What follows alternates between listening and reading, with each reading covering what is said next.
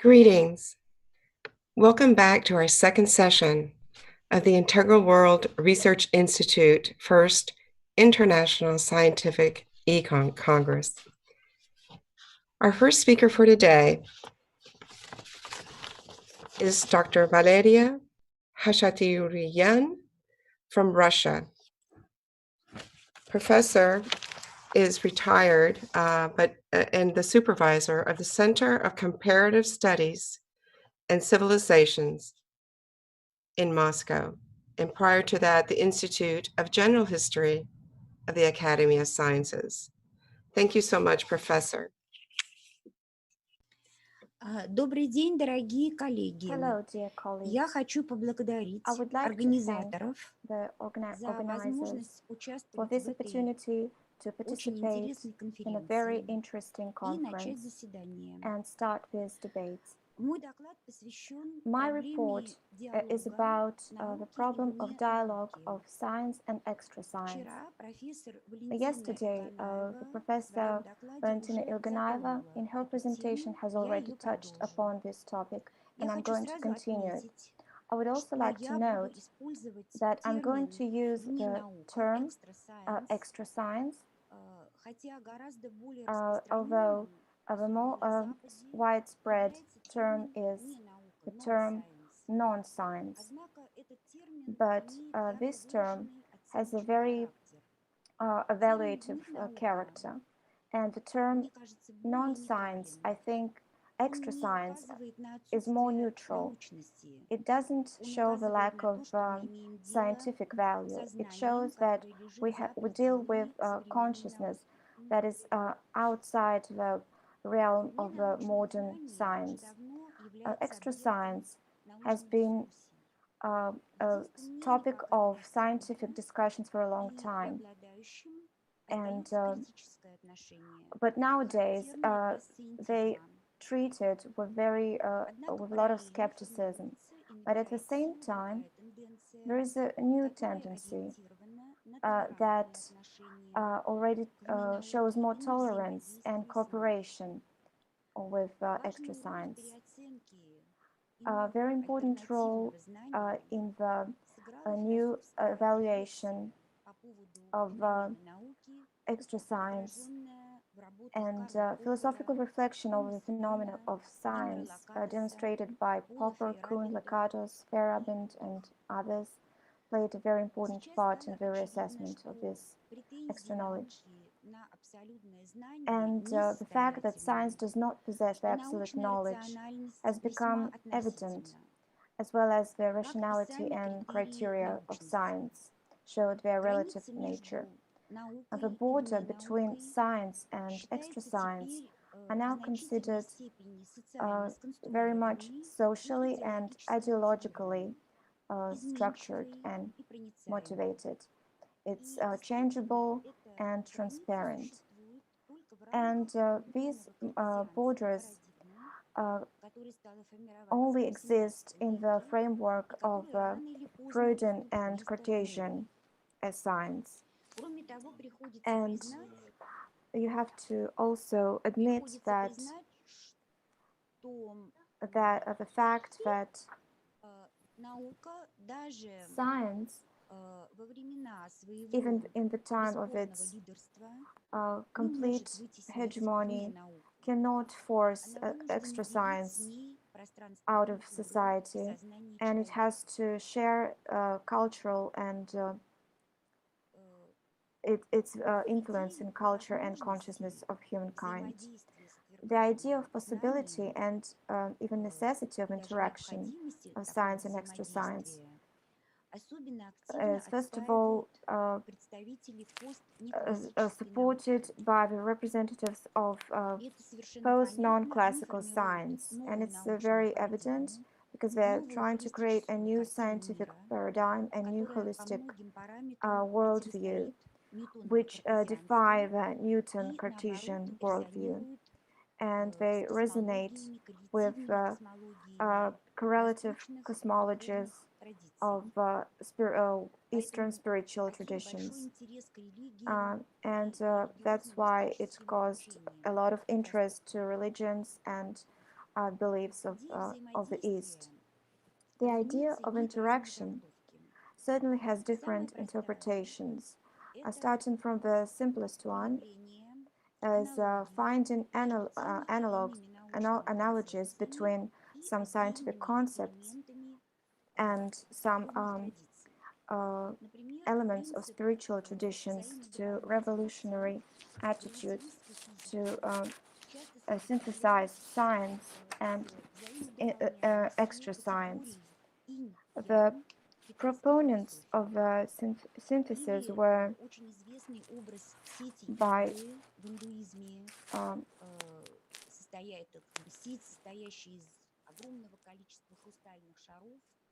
it's example of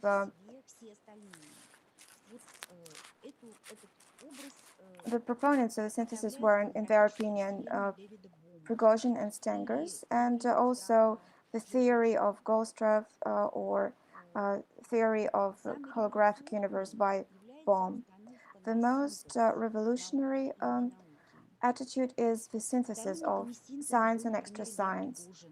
For example, the proponent of synthesis was Prigozhin, who were talking about the creating the order from chaos, and he was saying that modern science is on its way to the new synthesis, a new conception of nature, and probably they'll manage to merge together Western scientific tradition and the Eastern, for example, Chinese tradition with its beliefs of spontaneously changing and self-organizing world.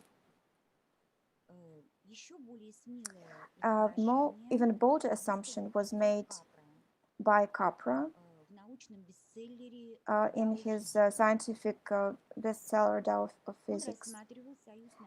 He was looking at the union of science, mostly physics, and mystic teaching, as a part of a broader cultural transformation. It's very important, that can lead to emergence of new worldviews and new concept of universe that can be organically propelled in, where we can combine scientific discoveries with spiritual goals and religious beliefs. And this approach is, of course, much more interesting. But here we deal with such questions. What can be presented by such combinations of science and extra science? What are they based? What is this synthesis based on? And is it possible in the near future to realize such a grandiose task? Because it's understandable that it implies a revolutionary breakthrough in the scientific thinking.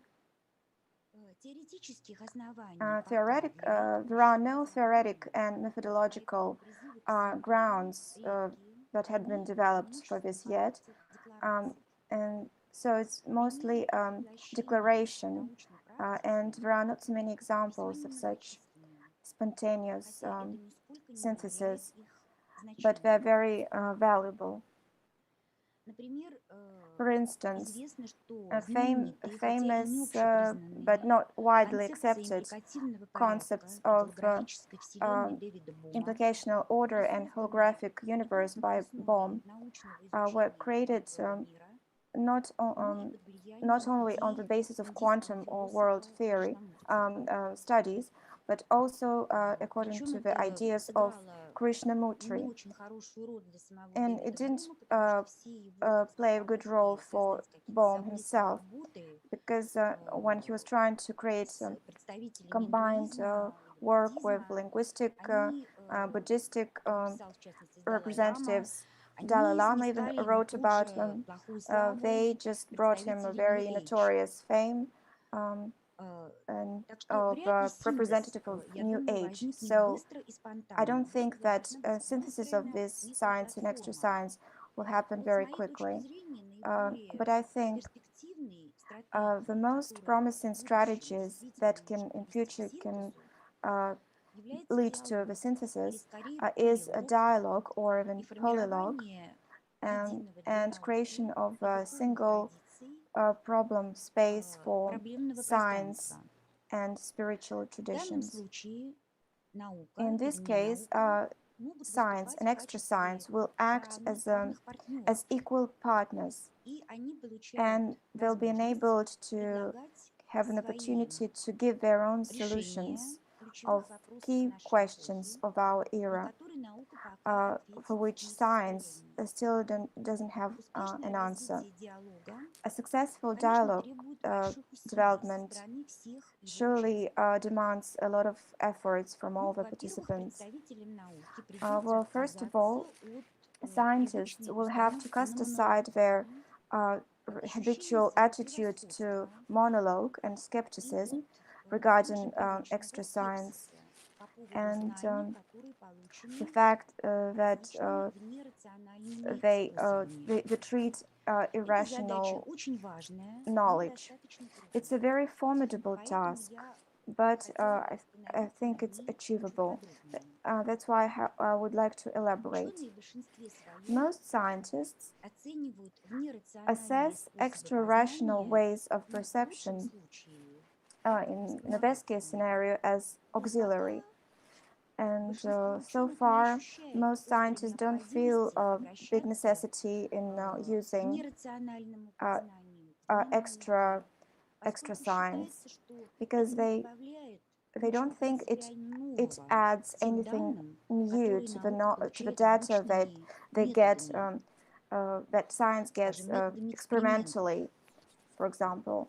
А вот мнение And представителей вне the науки, opinion of как extra правило, прямо science representatives, противоположное. as a rule, is Роль completely opposite. рацио, The role of так rational сказать, науки тоже, of она не science отвергается, is но not cast предпочтение aside, it's not дается declined, все-таки but they prefer нерациональному познанию, которое extra превосходит rational knowledge, extra rational perception. представителей вне науки, Uh, превосходит возможности it разума actually научных экспериментов. В этом outsmarts the плане большой possibility интерес, of по-моему, представляет rational то, как эта science. проблема And решается в in this теории, regard, которую I'm наука very happy безоговорочно to относит к мистике. present an Между example of тем, сами Kabbalah, how they solve these каббалисты problems. They're определяют treated это as учение как mysticism, but универсальную и Kabbalists интегральную call this науку, science as a которая universal включает в себя все знания wisdom о мире. that includes И all это the отнюдь не современная knowledge of the world. предань современности, это очень It's давняя not, традиция. it's a very old wisdom, it's a very Каббалу old tradition. называли It used to be наукой called the сенсия, science of средневековые sensia каббалисты, но которые by писали на латыни. medieval scientists who were Например, Авраам writing in Абулафия, Latin. Юзеф For Никатило, example, Йоханан Алиман, это 13-15 век. scientists В of the 15th 18 century. веке In the Каббалу 18th называл century, наукой Kabbalah was Моше Хаим called Луцата или by Рамхаль. В 20 веке Ягуда the following scientists, Ашлак and in the и Барух 20th Ашлак century, и их Baruch Ashlag последователь Лайтман и, and кстати, некоторые другие современные Balslam каббалисты. Ashlag and Lightman and other Все они на contemporary первое Kabbalists место were calling it also a science. ставят And именно внерациональное they постижение, were которое they were связано с placing in the духовным first place the развитием человека irrational и появлением у него perception of дополнительного the world, органа восприятия, because they call хотя это science нисколько не связано as с мистикой.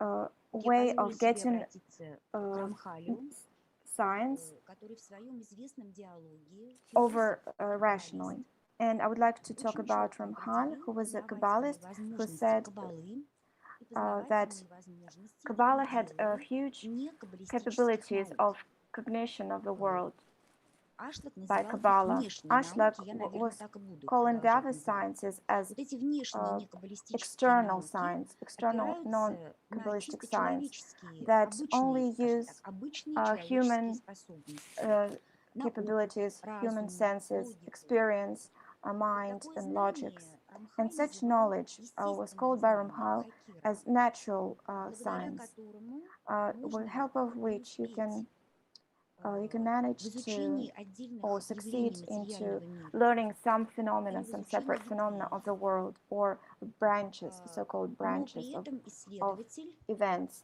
But at the same time, the получает искаженную или researcher туманную gets a картину very distorted общую, or поскольку вот not многообразие этих clear явлений picture of the материального world, мира, because the оно diversity of его the phenomena of the world оно его дезориентирует, скажем так. disorient the researcher. И только каббалистическое But постижение, only которое Kabbalistic начинается не с perception ветвей, а с корней, that то есть с doesn't истоков start with the явления, branches but только with the оно roots открывает of всю the картину event мироздания.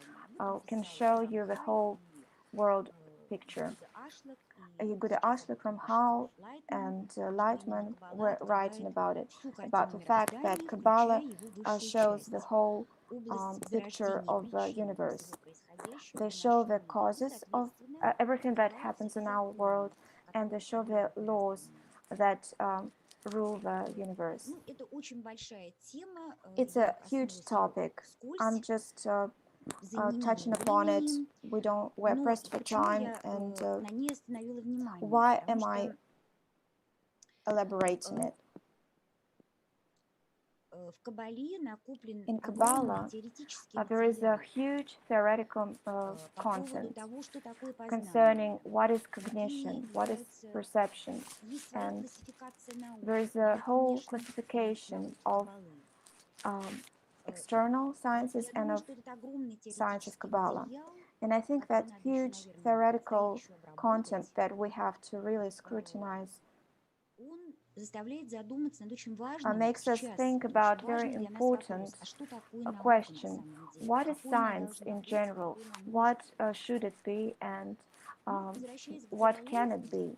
And talking about dialogue, я думаю, что современные I ученые think that вряд ли признают вот все modern те идеи, scientists которые я will сейчас попыталась will передать not каббалистической readily accept that терминологией. all these Они вряд ли, ideas of конечно, Kabbalah, признают ведущую роль they will Каббалы not как see главного the источника leading role of знания. Kabbalah as the main source of Однако knowledge. необходимость However, признать, хотя бы there is a necessity теоретически, to admit в виде that допущения we познавательной can ценности use Kabbalah знания, которое получено иным, gained отличным from от современной Kabbalah науки путем, это through важнейшее условие different methods диалога. of Без этого диалог research. не состоится. We can make И с this другой dialogue стороны, combining чтобы findings of альтернативные Kabbalah and знания были findings of как-то external приняты и sciences. усвоены And in наукой, order to make эти знания должны быть other sciences to рационализированы и accept this концептуализированы.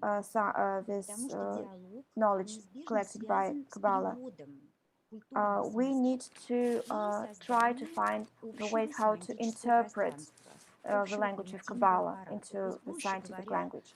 And we have to наука find и the proper ненаука terms. должны So попытаться найти science какой-то and extra общий, science have to find разработать какой-то общий язык, должны or to create понимать друг друга. some general Эта language задача, кстати, and тоже start весьма to understand непростая. each other. It's a very И в formidable данной task. ситуации And in this особую situation, значимость the most important приобретает thing is тенденция к the возрождению tendency тех to ученых restore традиций, those которые пытаются spiritual модернизироваться, traditions that которые хотят trying to доказать be свою актуальность, get свою modernized, try to show способность their находить адекватные urgency, ответы на вызовы времени. and they try На to сегодняшний день solve the вот такое challenges of встречное the движение, present time. импульсы, которые идут And и от науки, и от ненауки, уже nowadays, дают свои результаты.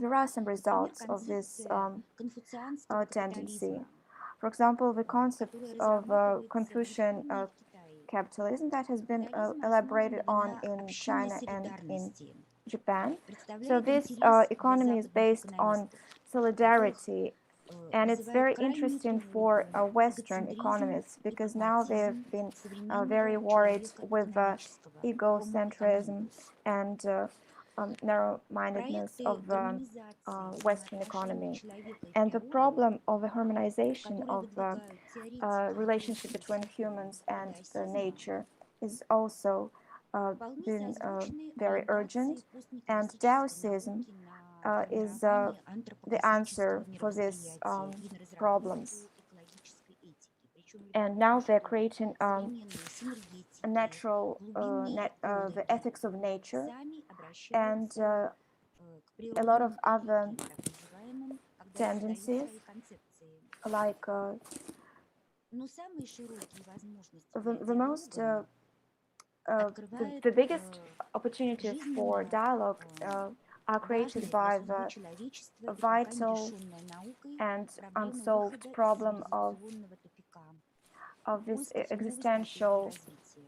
dead end and the ways И to find the вот way здесь out. эвристический And here, потенциал heuristic ненаучного potential знания, его of способность extra science соединяться с education наукой, and its ability to обогащать ее combine with новыми science and идеями, enrich it with new убедительно ideas продемонстрировано is shown in the concept of integral society by Michael Lightman, one of the leading Kabbalists of the time.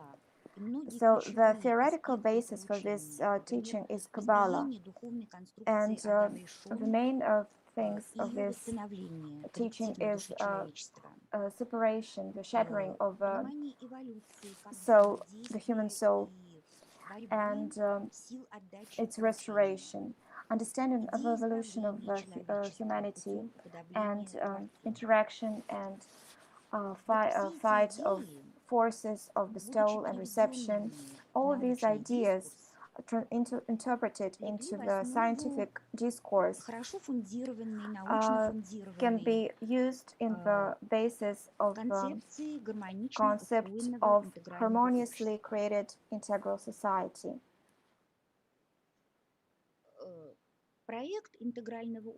The project of integral society, to my mind, is an example of the synthesis of science and extra science, a very well directed synthesis, and it's a new step in the creation of futurology and the idea of a human superorganism or global intellect.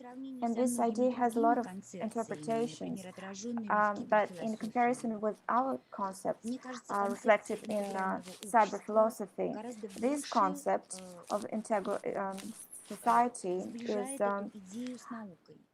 is closer to science. And the main thing, it transforms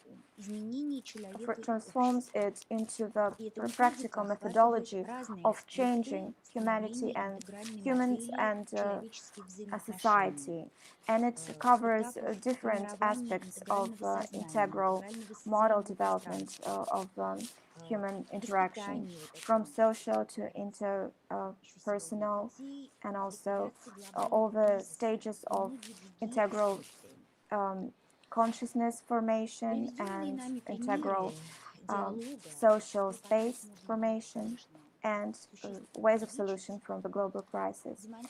These examples can show us all those possibilities and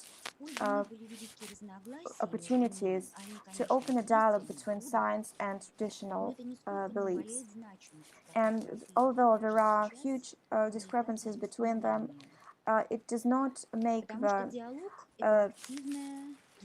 importance of such strategy of dialogue very important. We can see that dialogue is an active and creative interaction that facilitates mutual enrichment of its participants.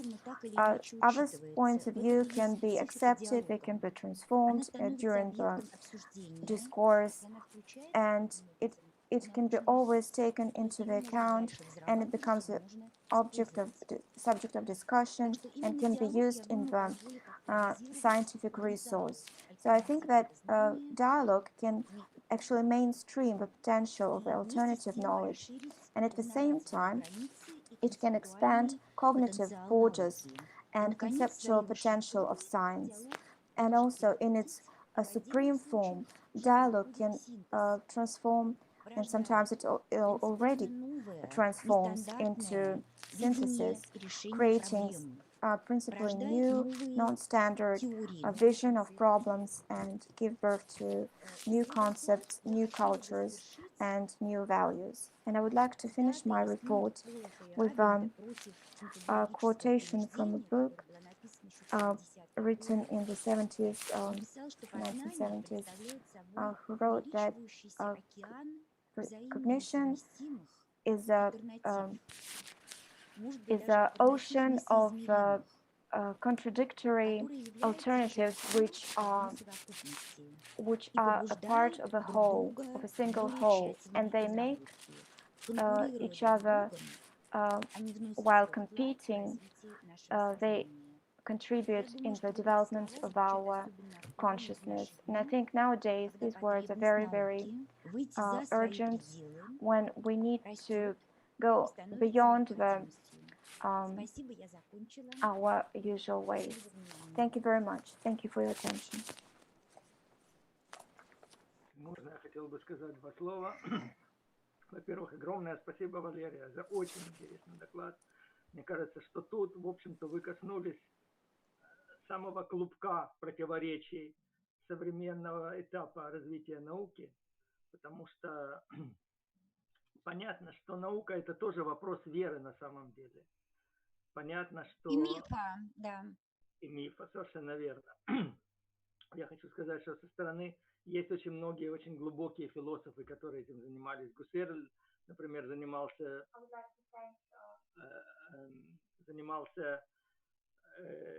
вопросами, так сказать, ограниченности нашего знания и так далее. И мне тут хотелось бы затронуть два аспекта. Во-первых, Yep, I would like to thank everybody for, I would like to thank Valeria for this report, and I would like to add something. Как это сказать? Это один комплекс проблем. It's one complex of problems. It's science, rational cognition and irrational cognition, and consciousness and subconsciousness. If we try to combine all these three different things, and if we try to understand what are these things, and we can find the way to combine them and speak about the integrality of the world only when we can't find a solution from the point of view of a completely scientific approach.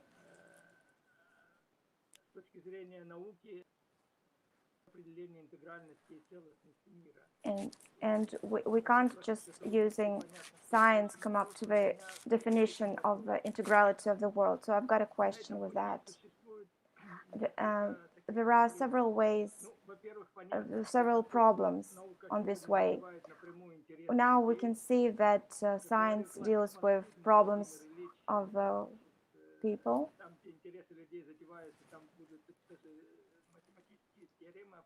And if interests of people are involved, then it demands a lot of economic support, like grants, scientific grants. On the other hand, there is a big danger of non-science, because the quality of non-science. When they just juggle the terms and misdirect people from the real truth. How can we combine all these contradictions and representing the purity of scientific cognition, combine it with extra scientific cognition? It's a very important and very interesting question. Thank you very much. What is the problem of the synthesis of science and extra science? Sometime it was a syncretic combination. On the first stages of scientific revolution, in the late 15th, early 16th century, when there was religion, magic, Kabbalah, and Neoplatonism and Hermetism, all these mystical teachings were combined organically with science. It was a characteristic of not pre-scientific science, but also of early stages of scientific revolution. And that union only broke in the first part of the 19th century. But in order to come back to this to that combination as before, to that union as before, we cannot. It's not possible. But we should now speak. And I can't say how can we combine them now. I was amazed by the Ashleg's quotation from article Wisdom of Kabbalah, Science of Kabbalah, he said that Kabbalah, as the root of all sciences, is strongly connected with all sciences, and these sciences influence Kabbalah, and Kabbalah influences their development. So I think if we can elaborate on this idea, work on it, on this way, I think we would find some solution to this question, how to combine them. But I don't know how can we just do it all at once. But I was really amazed by this quotation. I found it very profound. It was just, Ashla didn't elaborate on this idea, but thinking that, understanding that all the functions of all sciences and what function Kabbalah does, what role every science has, then probably we can, when we give a taxonomy and define all the limitations of every type of cognition, maybe starting with that, we can talk about synthesis of science and extra science. As for irrational ways of perception of the world, are all very fashionable now, and they cause a lot of bogus knowledge. I think it's very it's normal, it's regular, it's not nothing out of nature. It's just I think it's a basis. We can talk a bit about it later on some other conference. Thank you very much. I would like just to add, all these attempts were started at our Department of Exact Sciences.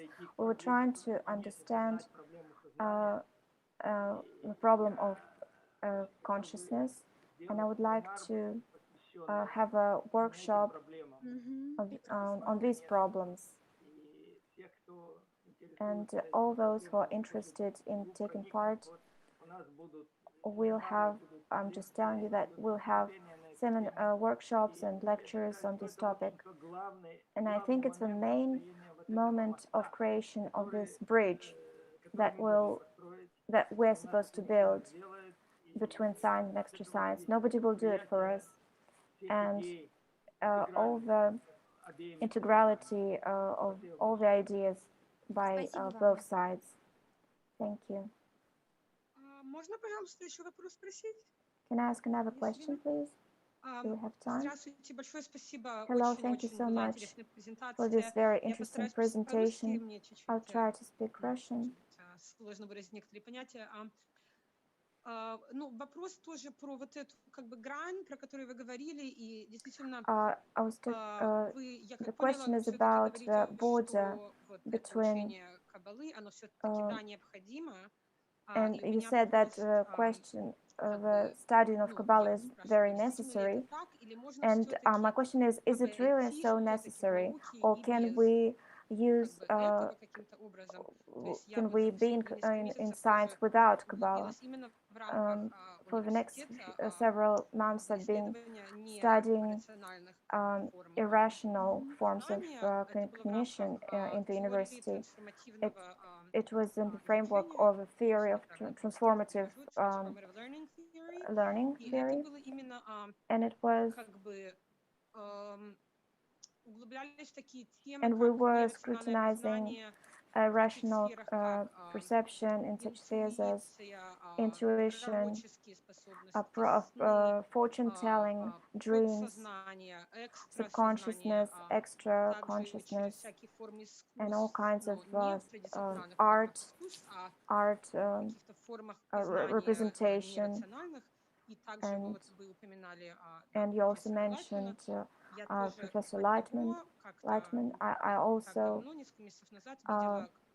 saw something that he said about humanity, the fact that people who study Kabbalah perceive остальное человечество из the глубин world on one way, подсознания могут and прийти и the rest of the humanity именно интересно, can come есть ли, to может study быть, the все-таки world возможность without it.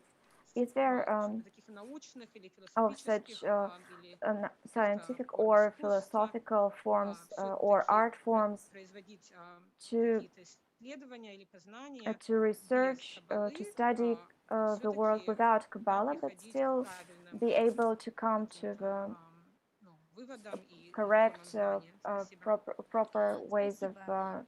Вы знаете, я cognition of the думаю, world. что, во-первых, что Well, I касается think first of all, нерациональных способов as познания, они for очень разные. irrational И ways of они, вот, cognition of the world, например, they are very diverse. For я сейчас не example, буду говорить об I'm интуиции, not going to потому что talk и наука about признает роль intuition because интуиции, even так сказать, science уже admits the role of факт. intuition. It's a well-known Ну, fact. там сны, скажем, Dreams, медитация, for example, meditations пророческое, or fortune telling, пророческое extra видение, visions, или пребывание, скажем, в or being измененных in a состояниях сознания, да, alternate расширенного сознания, mind как это называют. states, or they call it Дело expanded в том, state что такой опыт, of consciousness. может быть, This он, kind of между прочим, experience очень важен, can be и very очень много important, дает, но он and it плохо gives you a lot, вербализируется. but you can't То есть, verbalize когда it very человек easily. пытается свои When a person ощущения tries перенести, to полученные вот в этом verbalize состоянии his сознания, sensations может that быть, очень he got правильные, acquired глубокие, from these действительно conditions, from дающие, the кстати, states, they're probably правильную very картину they, мироздания. they're probably showing him the Но когда он proper пытается перевести это на worldview. язык But when he своих tried to уровней, verbalize in his получается всегда очень ways, плоско, как правило. То it есть comes out на very 90% вот flat, это содержание, оно one-dimensional, просто не and улавливается. Почему, как раз я и 90% of what he's сказала о trying роли to render постижения is в not кабале, потому что она не understood, предполагает gets lost in translation. пребывание в этом And состоянии, потому when you что study оно Kabbalah, включает в себя when you are in this рационализацию. condition, because it И includes поэтому, кстати, в rationalization, кабале огромный and in накоплен, в Kabbalah, отличие от многих других there is традиций, которым сейчас unlike трудно. other Вот, traditions например, та же сетинга that в are индуизме. hard, Это может быть, like in конечно, Hinduism, образ очень правильно отражающий мудрость probably божественного also опыта. showing a И поэтому correct любое сходство worldview, с, but скажем, through концепцией metaphor. Дэвида Бома, But оно все-таки поверхностно. Это метафора. И не any более того, это comparisons образ. with С the ним нельзя Hinduism работать with как научной теорией. Bohm's А вот как theory раз is каббала, very которая superficial, обладает but Kabbalah that has возможностью, давно уже possibilities накоплен, так сказать, перевод на to современный язык. Вот эта традиция, она interpret существует уже много-много веков. everything into Каббала все время the modern модернизируется в этом language, плане. and Kabbalah has been always modernizing its language. И каббалисты имеют And огромный опыт Kabbalists передачи have a huge этого experience постижения of на transferring обычный this язык, на язык, так сказать, культуры. experience of Вот a я думаю, cognition, что perception поэтому, into наверное, a так regular language. Каббала здесь, я And думаю, that's я why не I говорю, think что Kabbalah другие, is так important. сказать, I'm not опыт saying that других other религий, experience of other beliefs and religions стоящие ниже или выше, я смотрю is сейчас не на это. Я not говорю о so том, good, что or у кого большой потенциал. I'm not saying that. Вот I'm just saying если духовная традиция может if создать концепцию, I think if которая spiritual действительно будет tradition can create a научно concept that will вот, be я думаю, что scientifically она, based, естественно, I будет think it выдвигаться will на be, первое of course, место. be А хуже и propelled лучше нет, как to be the вопрос first не ставлю. Я говорю, кому one труднее to будет, combine with science. а может быть просто невозможно Maybe for это some people сделать. it's not А у possible кого to накоплен combine it, огромный багаж but в этом some смысле. people В have a кабале lot of да, baggage. накоплен And in багаж. Kabbalah, yes, I think it's number one in having this Я experience. ответила? Have I answered your question? Ну, конечно, можно еще очень много. Много, да, Yes, of много course. можно говорить. Да. We can talk about it for a long time. Спасибо, спасибо. Thank Очень you хороший so вопрос. much. Thank you so much, Professor. If there are more questions, please put them in the chat and let us know. We'll try to address them later. Thank you again, Professor. That was fascinating. We do need to move on to our next speaker. Our next speaker is Dr. Leah Mandler from Israel. And Dr. Mandler is a research associate in the Department of Political Science and in the International Relations Divisions at the University of Haifa in Israel. Her presentation is entitled Disaster Diplomacy, COVID-19 and International Relations. Thank you. Dr. Mandler? Thank you so much for having me. This is a wonderful opportunity to share with you some of my research and what we have learned so far about relations between countries, between people on the global and international level. So I will share screen because I've prepared a short presentation for you to follow me more easily. Just a second. Okay, hope you see it.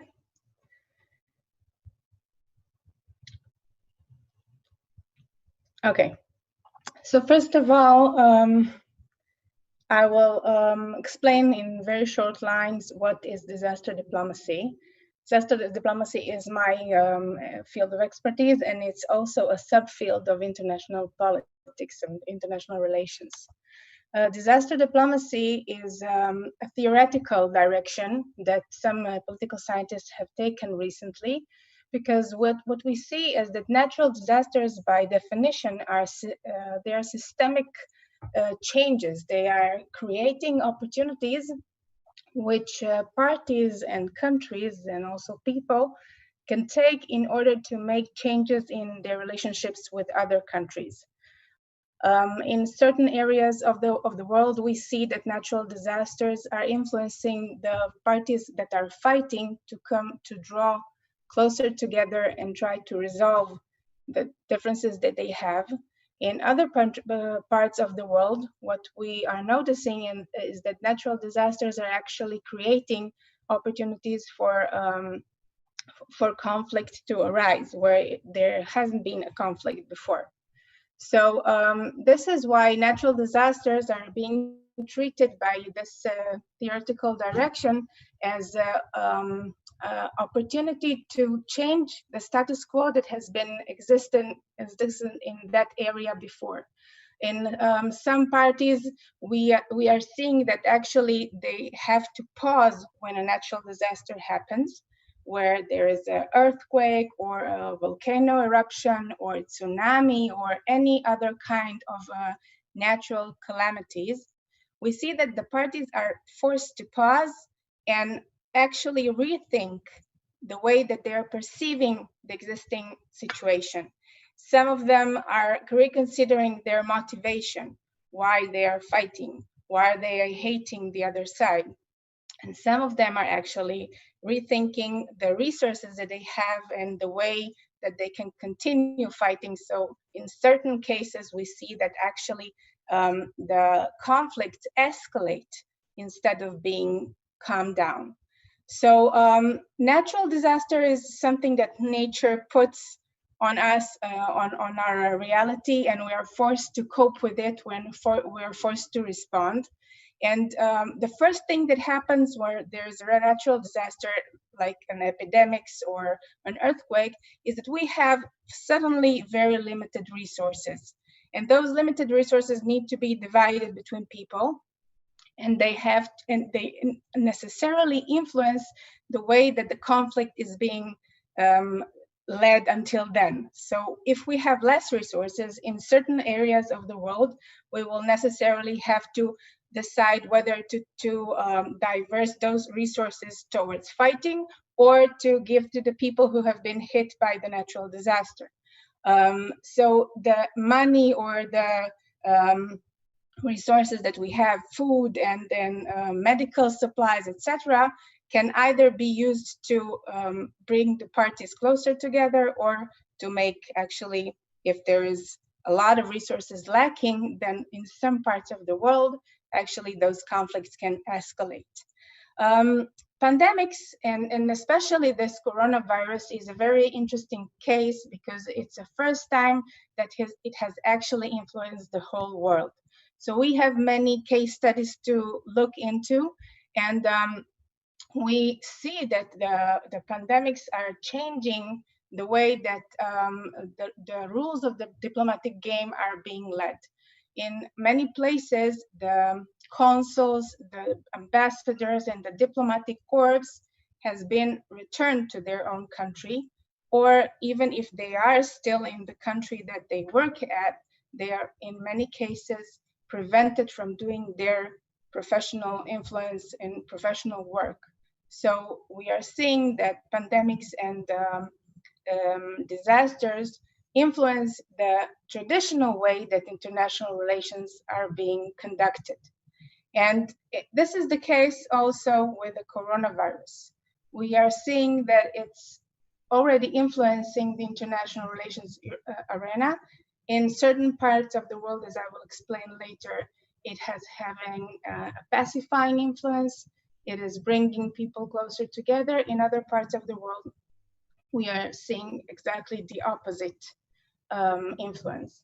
And therefore, we can expect that the way that countries are conducting their relationships will not be the same after we finish this ordeal with the coronavirus, but we still do not exactly know how will those new international relationships look like.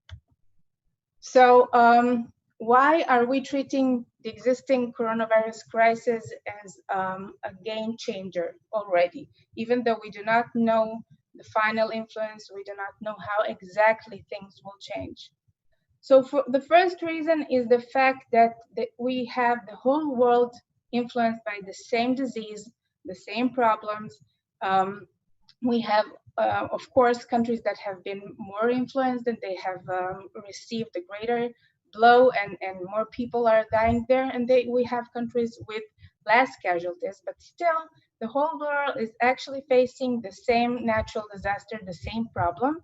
But at the same time, we are seeing that states, that the people, maybe on their individual level, are able to work together, but the countries do not work together, although it's in their best interest to do so.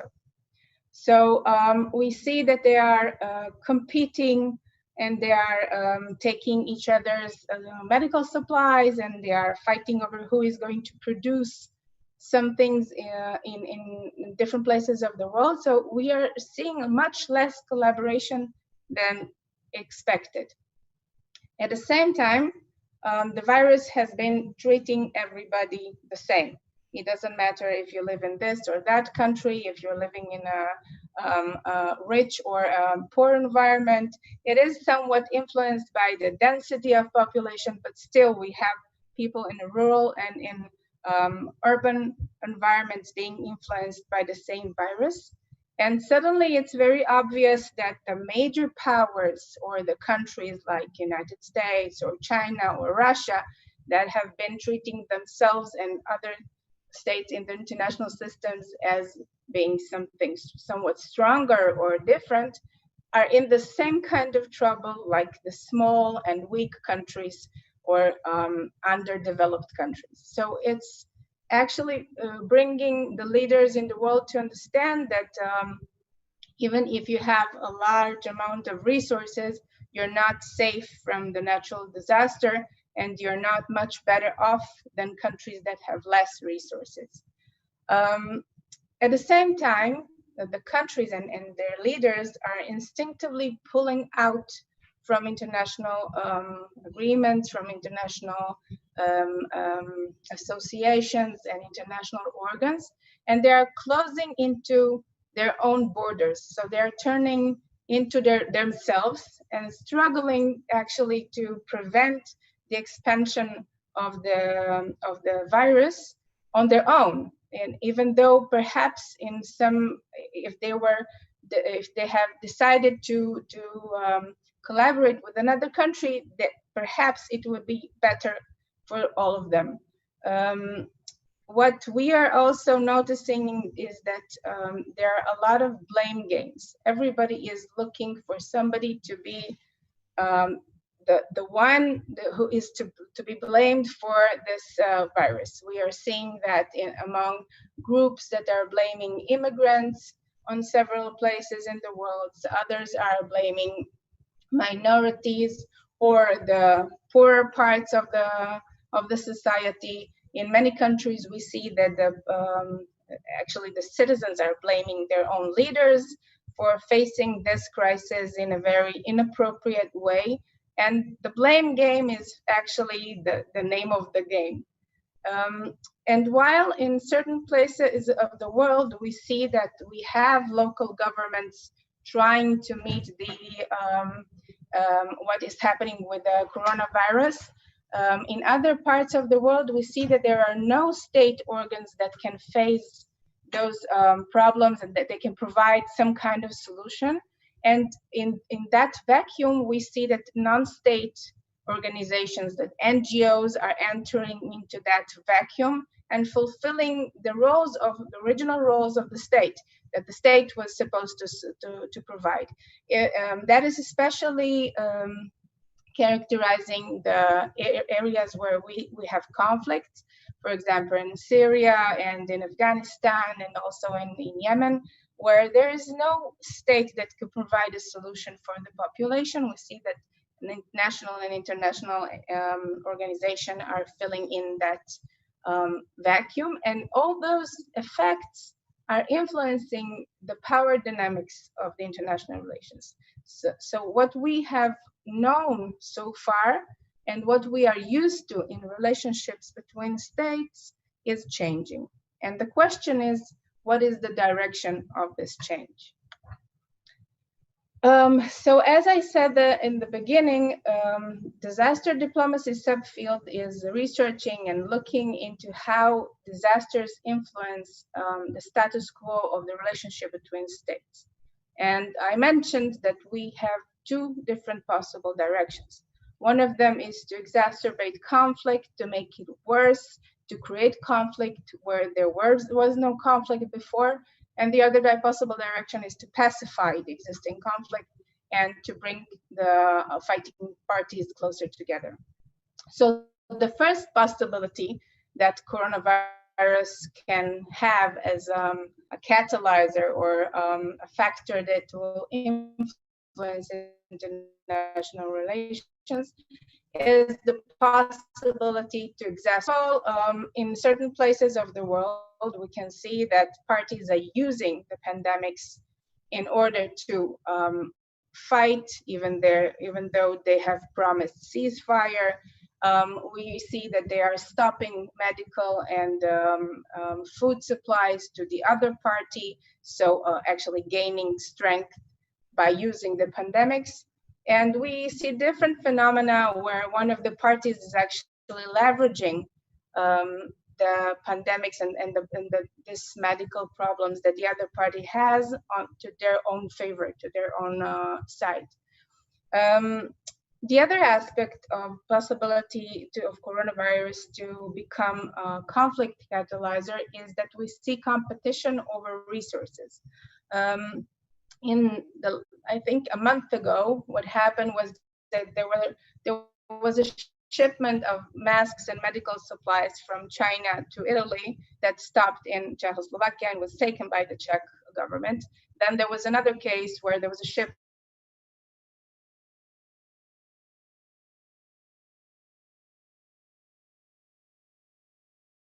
and there were different cases where we sort of helping or providing some kind of support. They are actually competing over the resources and, let's say, stealing those resources one from the other. At the same time, all of them are competing over the fabrication of masks and of different types of supplies, because there is limited amount of places that are producing those, and the countries are actually competing over who is going to get to them first. We still do not have full data about how exactly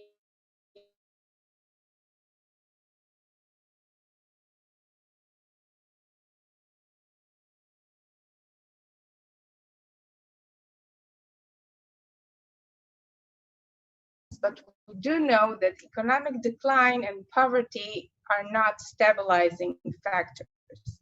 In fact, they are among the greatest risk factors that can be for places that have some kind of ethnic or different type of tension existing before. When we see that the economy is in a problem, then those conflicts usually become much worse. In areas where already there is a conflict,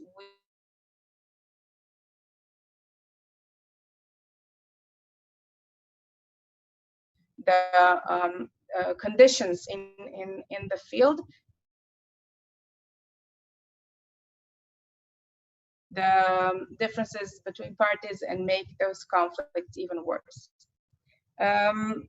In some parts of the world, like for example in Lebanon, in Syria, and also in Afghanistan, we see that militarized groups, those who are already fighting in the area, very quickly take upon them new role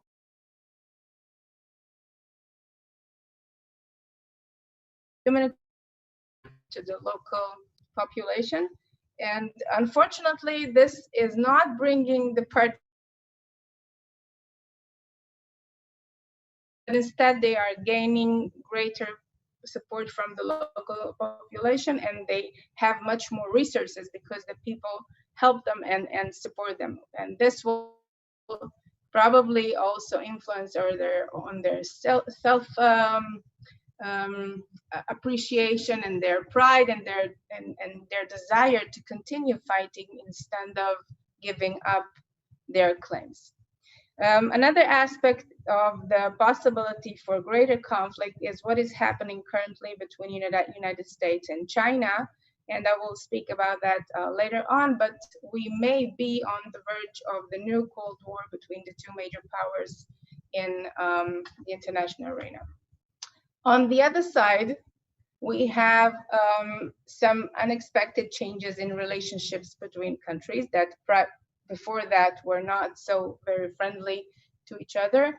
And we have opportunities for peace. For example, in Colombia last month, there was a unilateral ceasefire by FLN who decided to stop all fighting for at least 1 month in order to restart peace negotiation and open the opportunity for peace in the country, which has been fighting for several decades. Unfortunately, several days ago, I heard that the fighting has been back on because the proposal of FLN was not taken upon by the local government, and there was no movement further for any settlement. And also things are becoming very complicated between Colombia and Venezuela because they have the same border, and the passing of people and supplies over that border has been very problematic. So the opportunities are there. They're not necessarily taken upon by the parties, but they are coming because of the coronavirus. Another, I think, wonderful example of unexpected collaborations is the Israeli and Palestinian collaboration, which has been happening very, very quietly, and not a lot of news agencies have said anything about it. But on the local level, the Israeli and the Palestinian authorities have been working very closely one with the other. And thanks to that, I think the number of cases in the Palestinian territories has been very low because Israel is not allowing any contacts, and they are much safer than they would probably be if there was no dialogue and no coordination on the local level. Another good example is India, that has been in great fear from China in the last couple of decades and has been turning to the West. And now it has approached China probably because China is more than willing to provide supplies and to provide medical equipment and experience. So we have seen a reapproachment between India and China.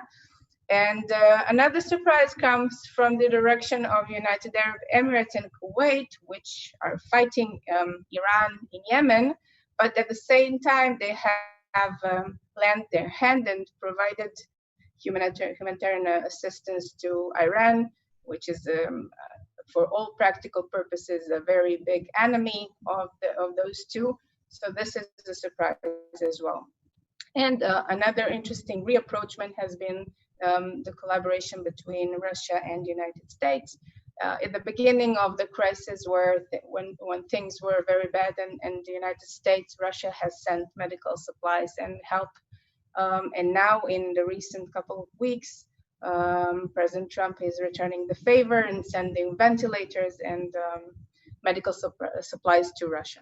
So we see that there are cases where coronavirus has been changing the relations between countries for the better, not for the worse. And the great questions, the question that we international relations scientists are debating about is what makes certain cases become worse and what makes other cases become better. And this is an unresolved question so far. But there's another direction, another phenomenon that has been happening recently, and that is that the great belief that the democratic peace will be the way to reach stability and peace in the world has been falling down. Actually, what we see that it's not democracies that are performing better than autocracies. We see that many democratic, liberal democratic regimes are underperforming. At the same time, we see East Asia, which is in many cases very far from the definition of a democratic state, performing very well. So the main question is not democracy versus dictatorship, but actually whether the local government is efficient or not. And I will speak about trust a little bit later, but the main problem is the collaboration of the population with the government and the feeling whether the government is doing things for the benefit of the people or not. And this sentiment is becoming very, very important. It has always been important, but now we see that coronavirus is actually changing the way that people look at democracy as an optimal way to conduct relationships in society. And at the same time, we see that the name, the West, that we have given to liberal democracies has received a serious blow.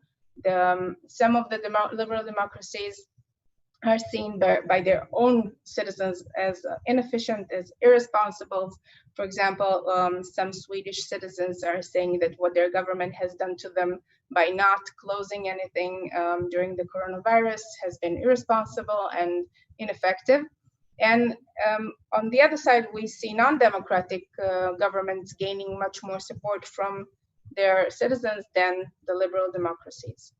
On both sides, in both democracies and non-democratic governments, we see that there is no escaping from big governments. In the recent decades, we have been noticing that the state was becoming much less important and has been retracting its influence from the public life. Many state organizations have been closed, and in many aspects, the government has taken upon itself much less responsibilities towards the citizens. And now we have noticed that this will not be able to continue because the people need their government. They need to be safe. They need to feel that someone is taking care of them. Now, following the economic crisis that is expected to follow the coronavirus's impact, we see that citizens are demanding help with resources, with money, with support. So there will be no possibility to have small governments or to have governments stand away from the people and not take upon themselves their responsibilities. On the other side, if this continues and the big governments come back, there is a danger that the government will take upon itself responsibilities that we, the citizens, do not want it to have, and it will become more and more authoritarian and use force and force people to do things that hinder their basic liberties, liberty of speech and liberty of movement, and all those things that people have been protesting against in the last couple of months. In certain countries, for example, in Hungary and in Israel and also in the United Kingdom, the government has been criticized for overusing its abilities and what it's allowed to do, and actually getting closer to authoritarian regimes and hitting or actually losing its democratic characteristics. We do not know if this direction will continue or it will stop once the coronavirus is won, and probably those countries will have to decide for themselves whether to take those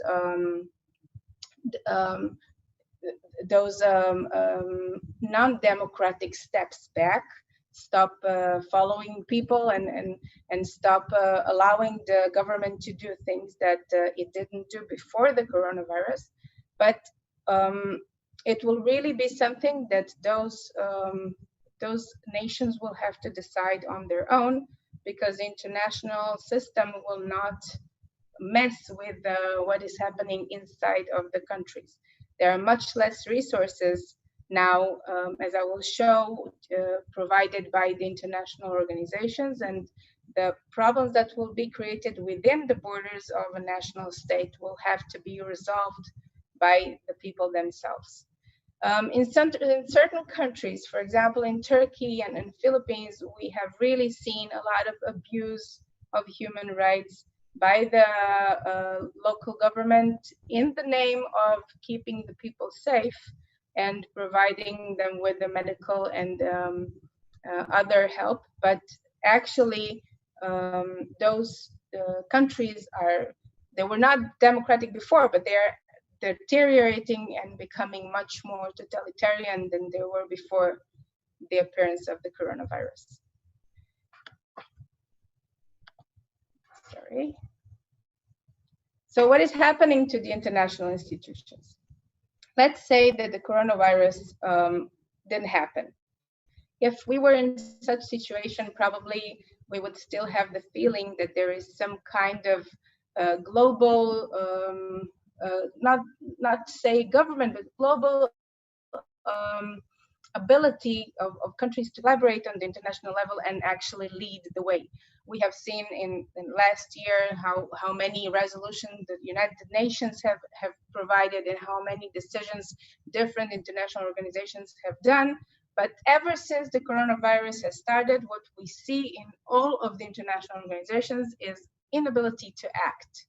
First of all the Gs, G20, G8, G7, and all the international platforms for collaboration between leaders have given their declarations, but they are unable to do anything practically. They sit and they talk, and they usually come with nothing. So the same has been happening with the World Health Organization, that has been providing guidelines and advice on how to face this problem, on how to meet the coronavirus, but they have no power, they have no strength to force any country to do anything. No country has been ordered to close its borders, even though we know where the coronavirus came from, and no practical directions have been provided, neither by WHO and neither by other international institutions. Now that we are all going to be faced with the economic implications of the coronavirus, we see that IMF has the same exact problems. They have been providing aid to countries that already have great levels of unemployment and a large debt, but they are unable to actually stabilize them or to help them to exit the problematic economic situation that they are in. Also, the same thing is happening with the United Nations. We see that when there are wars or other crises, we see that United Nations, they have the ability to reach resolutions, they have the ability to make decisions, but ever since the coronavirus, we have heard nothing, not from the United Nations General Assembly and not from the United Nations Security Council. So the first reason why this is happening is probably because the coronavirus is not a traditional threat to international peace, the one that the United Nations Security Council is used to working with. But at the same time, even though it's not familiar or known how to deal with, we should see at least some type of meeting or something that will bring the Security Council together, but they are deeply divided between themselves and unable to act. European Union has been in the last couple of months in a really deep crisis. Not only the members of the union have been blaming each other for not helping. For example, Italy and Spain have blamed Germany for not providing help, and instead of going to the EU, they went for help to China and to Russia and also to the United States.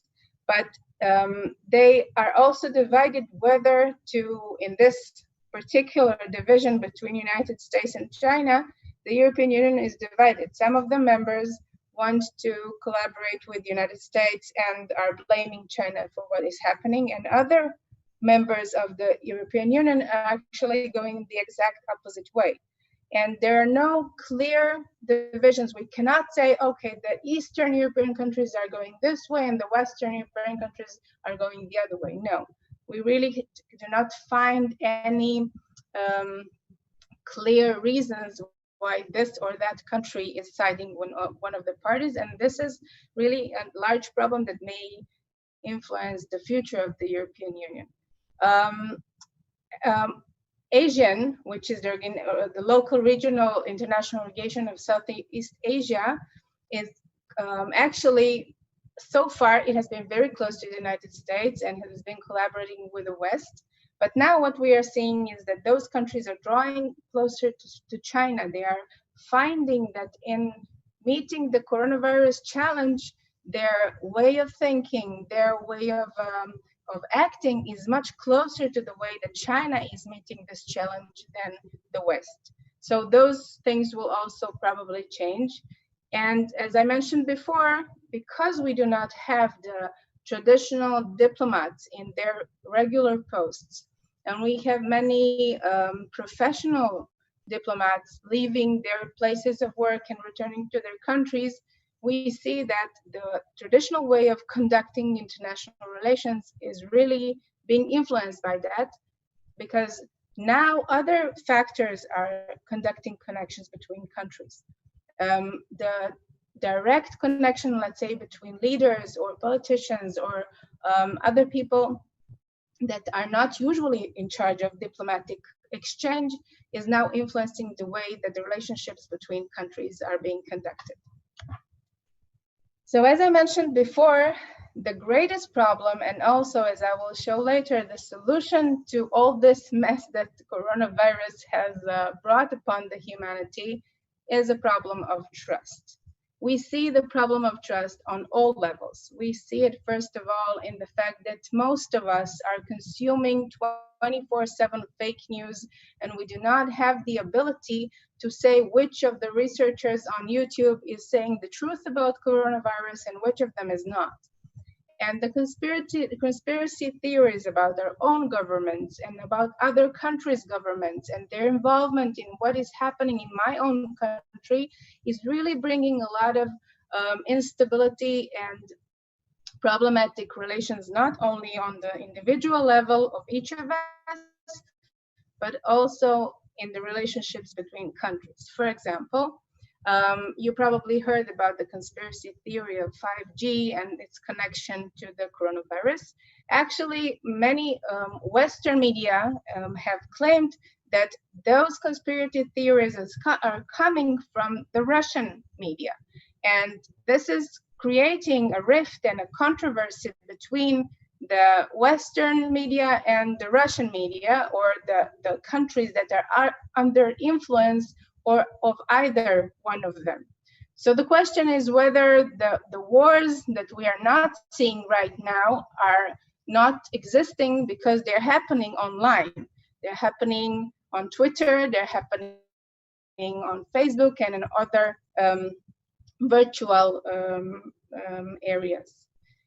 Another aspect of lack of trust is the fact that many governments have employed surveillance technologies to follow their citizens, to know who is infected by coronavirus, who is not infected by coronavirus, and how this is happening, and the citizens are having a very hard time to trust those technological means in the hands of their governments. For example, here in Israel, we have heard a lot of criticism by the citizens about the government using those surveillance techniques and technologies, and the fear that even though coronavirus will be over, the government will not leave those technologies and will actually use them for purposes that we do not want them to be used for.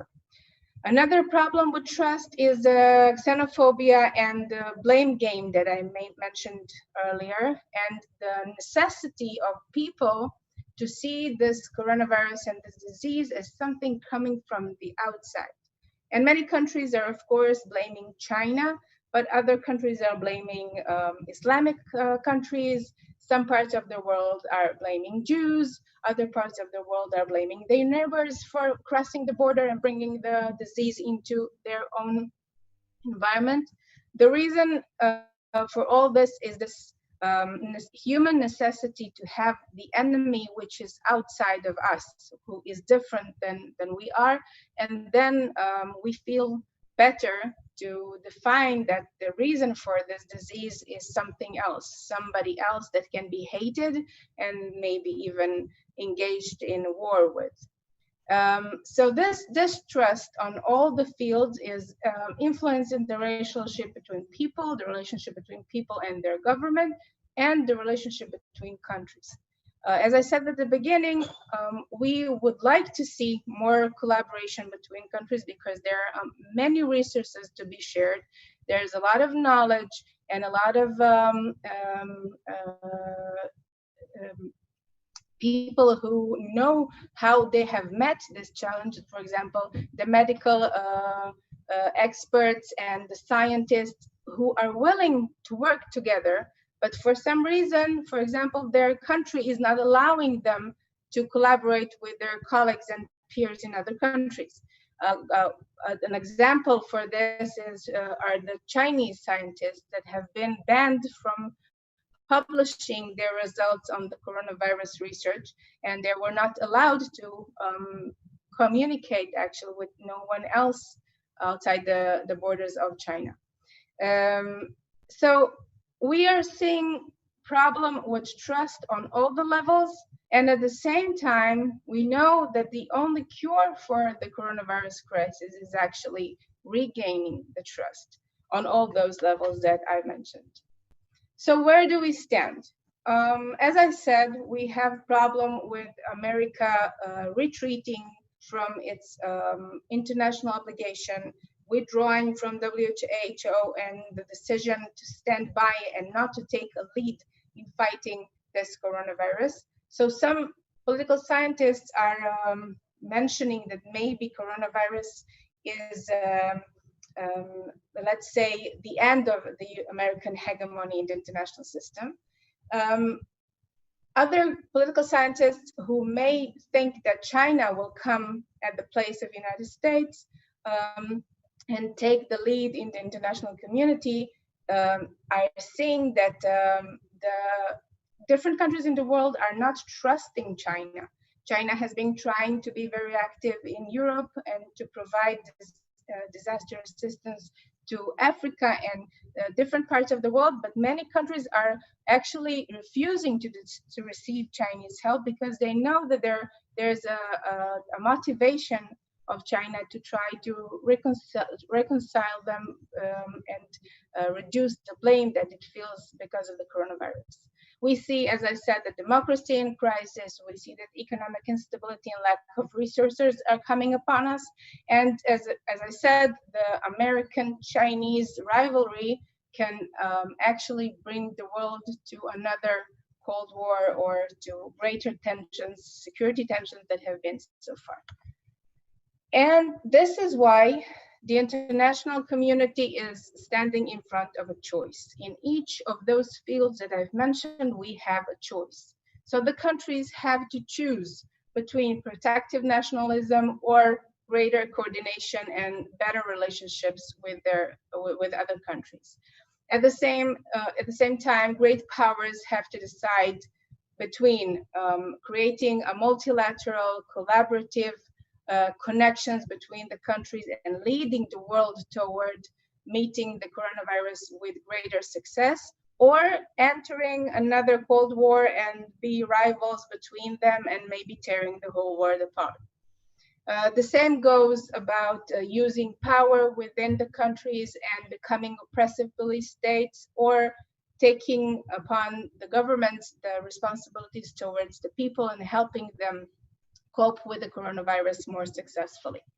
What is clear is that our definitions of what is security and what is safety will necessarily have to change. Previously, if there was a country with a lot of weapons and a lot of physical military force, this was considered to be a great power.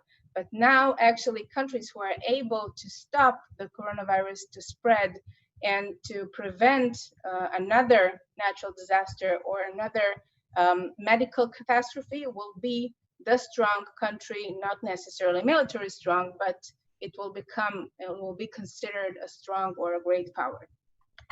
And let me just finish with a quote from Professor Ido Aroni, who says that he has found a solution for the international corona crisis. And what he says is exactly what we are saying, and that is that in order to overcome this crisis, the government will have to do exactly the opposite to their instincts. Engage in a collaborative form of international relations and science diplomacy based on global solidarity. Post-COVID diplomacy will have to be based on sharing solutions, information, equipment, methodologies, and even human resources. Global solidarity will become an existential must. Moreover, national and municipal governments will be measured by their own public in the first place according to their level of preparation for the next big pandemic, transparency and resilience, enhancing. Let me just move this because I don't see it. Okay, this is what Ido Aroni says, and so far this has been my talk about coronavirus and the challenge for international stability and peace. I would love to hear your questions. Thank you. Thank you so much, Professor. That was absolutely fascinating. We do have some questions. This is a two-part question. So, are we moving now toward a new world order between countries? And what is a solution for this new world order from now on? Thank you. Well, there is no clear answer for this great question. It will have to remain with the question mark. Yes, most political scientists think that we are moving toward a new world order. So, as I mentioned, the United States is expected to retreat from its hegemonic place as a leading power in the world. The question is whether we are entering a bipolarity, that is two great powers, United States and China, who will together lead the world or fight over the areas of influence, or are we going to see many different countries working together, that is called multipolarity, many countries that will collaborate and work together for greater coordination. The chances are, let's say, more or less the same. That's why I said that we are facing a choice. Each country now is facing a choice. It can either decide to collaborate with other countries, or it can decide to close up and be alone in this problem, and then also treat other countries with fear and mistrust. So I think that we will have to see how hard this coronavirus will influence the world in the next couple of months, and how long this those problems that it has created will endure. So I think that if we see this crisis for many months to come, and if we see that it is influencing the countries to have internal problems, to have riots, to have people, going against each other within the borders of the country, then I think the probability of great powers taking over and creating a bipolar world will be greater. Then again, if we see that the countries are successfully meeting the challenges within their own borders, I think it will be much easier to see some type of collaboration also on the international level, and maybe even again give power to those international organizations that are now standing still and unable to work, because they have so far been used to working according to countries trying to pull to their own interests. So we really need to see whether this conceptual shift will happen. Will the countries understand that their benefit is also the benefit of the others, and vice versa, or they will close up in fear, and then we may have a very problematic relations between the countries. Thank you so much. Are there any other questions? Thank you. Thank you so much. It was a delight to hear that. We did have a question earlier about, which I will read out. If Kabbalah is a scientific method, why use the word Kabbalah when it's loaded with misconceptions related to Jewish religion? Isn't it better to use other more universally acceptable terms and definitions like integral science, etc.? And I believe Dr. Kalechi Ohanonu will answer that. Thank you. Yes, I know Professor gave a very powerful speech. This is integral war research. We are focused on scientific research. We are eager to accommodate every scientific view from all over the world. We're also ready to accommodate any philosophical ideology, but we do not ascribe to a particular philosophy or to any conceived religious terms like Kabbalah. Her presentation was excellent from her personal point of view and research, but we are very open to hear from her more and from anyone who can give us empirical data, formulas that we can work with and scrutinize scientifically, and we are hoping to get more. Thank you for your concern. That's what I can say. Thank you.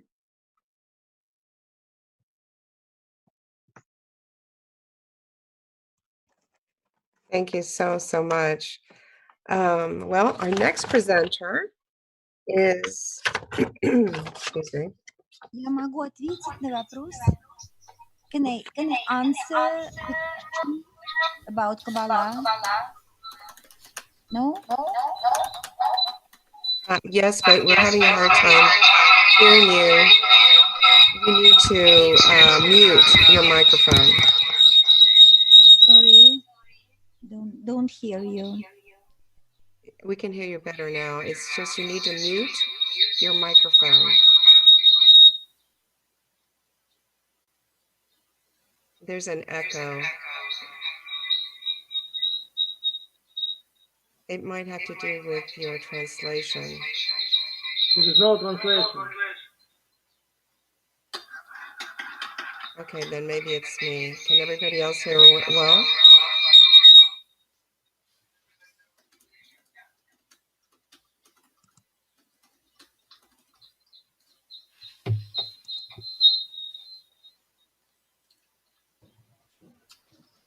Okay, let us proceed probably to the next speaker. Yes. Thank you, Professor. Our next speaker is Professor Vladimir Krasnov from Ukraine. Professor Krasnov has a PhD in pedagogy.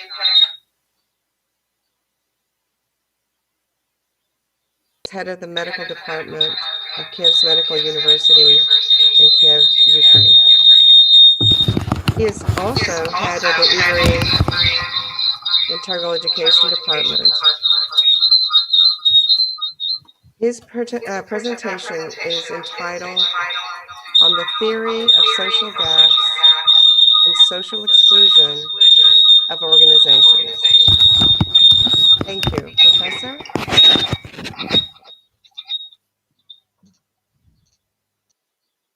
Да, дорогие друзья, здравствуйте. Hello, dear friends. Меня хорошо слышно. I hope you could hear me. Рад приветствовать всех делегатов конференции. I'm really happy to welcome everyone here. Хотела бы высказать благодарность всем, кто эту конференцию организовал. I would like to thank everyone that helped to organize this conference. It's really a unique event. I really hope that this conference and by this format we can begin a scientific dialogue among the world community. I will begin my presentation.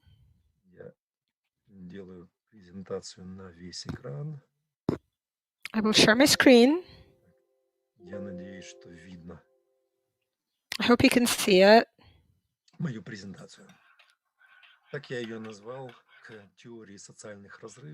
I called it Towards a Theory of Social Gaps and Social Rejection of Organization. This is a number of ideas that I would like to present to you.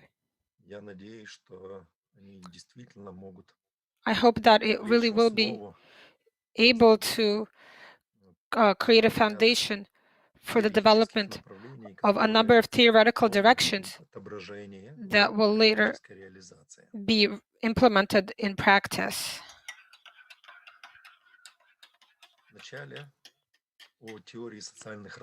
I will start by speaking about the theory of social gaps.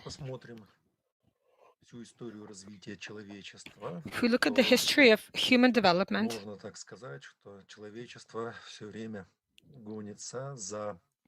we see that humanity is always pursuing a higher quality of life, as well as the satisfaction of basic needs.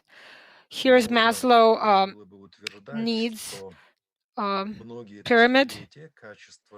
So over thousands of years, the quality of life depended directly on people's satisfaction of basic needs. We have cars. Before that, we used horses. Now we could fly, travel at great speed. We have internet. It all accelerates the speed of connections. These were two correlated processes. The quality of life depended directly on the quality of satisfaction of needs. But around the year 2000, there was a bifurcation, a division of these two processes, increasing the quality of meeting needs, continued to indeed. There were nanotechnologies, industry, artificial intelligence, so forth. But what's curious is that the quality of life did not increase proportionally to the rise in quality of satisfying our needs after the year 2000. Я здесь хотел показать два достаточно любопытных таких эволюционных процесса. I would like to show two interesting evolutionary processes. The first is aimed at socialization of society or integration of society. Society and man have always depended on social connections. In antiquity, the worst punishment was exile or expulsion from society. This was worse than the death penalty. So a person always depended on society. And we are observing the globalization of the world, the development of various integrational connections, social networks, and so forth. Society is becoming more connected, and the socialization and integration processes. If we look at the same Maslow pyramid of needs, the layers of this pyramid depend directly on the quality of satisfying needs at every layer. For example, it depends on social connections, but the physiological degree is a socially independent degree. There, a specific minimum is required, such as family relationships and so forth. So the degree of satisfying the needs depends on society. Here on this slide, this is kind of a humorous, a comic proof. If we look at historical experiments or examples, when a person found himself at a deserted island for a long time, and they would find him after 5 years, then the person would degrade to the most primitive level, despite any opportunities they had to satisfy their necessities. The person lost the models of social necessities. And if a person does not have a demonstration of these models of needs, then the person degrades to the most primitive level.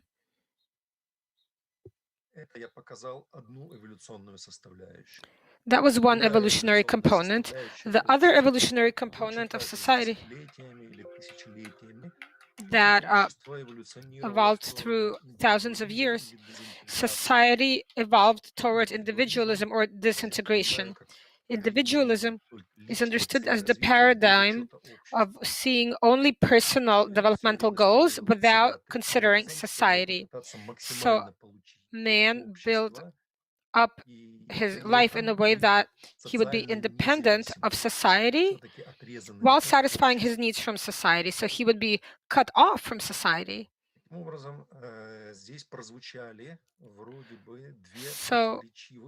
So these were two contradictory evolutionary directions. One evolutionary component develops towards socialization, and the other evolutionary component develops toward individualism or disintegration. As evidence of the individualistic direction, we see the popularity of trainings of personal growth. You have to succeed by yourself despite anything. In educational system, these are individual forms of study. In social systems, studio apartments are popular, where young people cannot even organize a family. It's much more comfortable and convenient to live alone in an apartment and for some time, like to move in for a few hours or for a few days with a partner, and then they get sick of each other and move out. So in this way, this shows two diametrically opposite directions: socialization, integration, versus individualism and disintegration. And these two evolutionary components, they exist at the same time. And what's unique is that because they exist at the same time, in society, there's a social pressure that escalates and begins to bring to social gaps.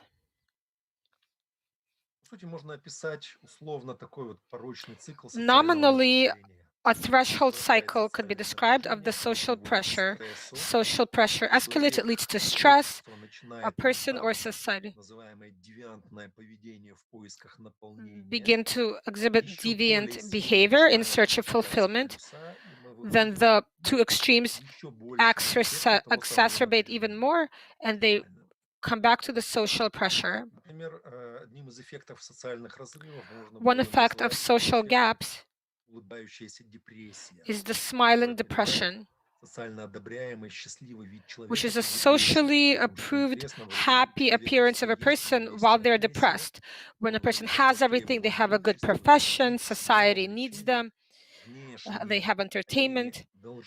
So externally, they have to show a happy appearance, but it's actually a disaster. Depression. Depression is one of the 10 or 5 percentile of diseases that lead to incapacity. So when social pressure arises, there should be a scenario of compensating for it.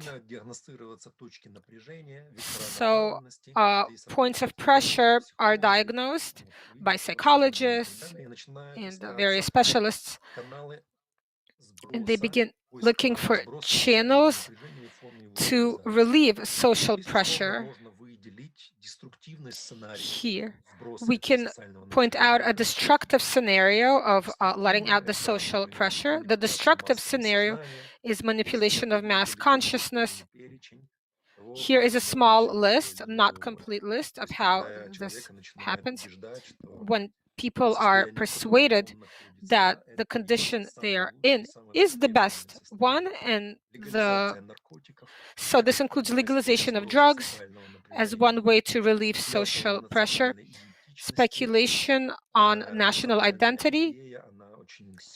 The national idea can be really played up a lot, and as well as having an external enemy. So society, there begins to be external hysteria. The classical example is when society begins to consolidate. This is a destructive scenario. There have been many examples of this. Now, for the constructive scenario, I will leave this as a question for now, and I will come back to it later. Now, another theory, the theory of social repulsion of formal organizations.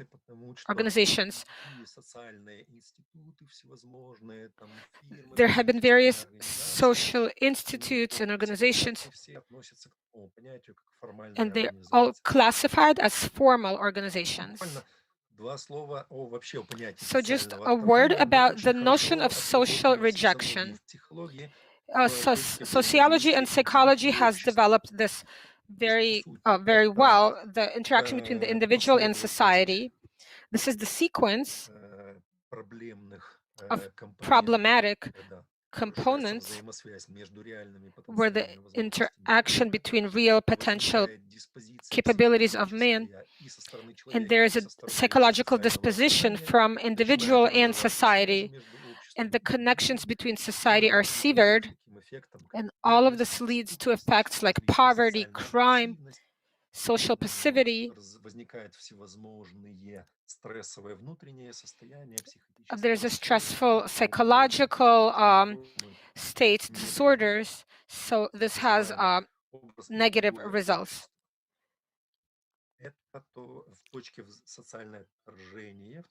So this is the social rejection.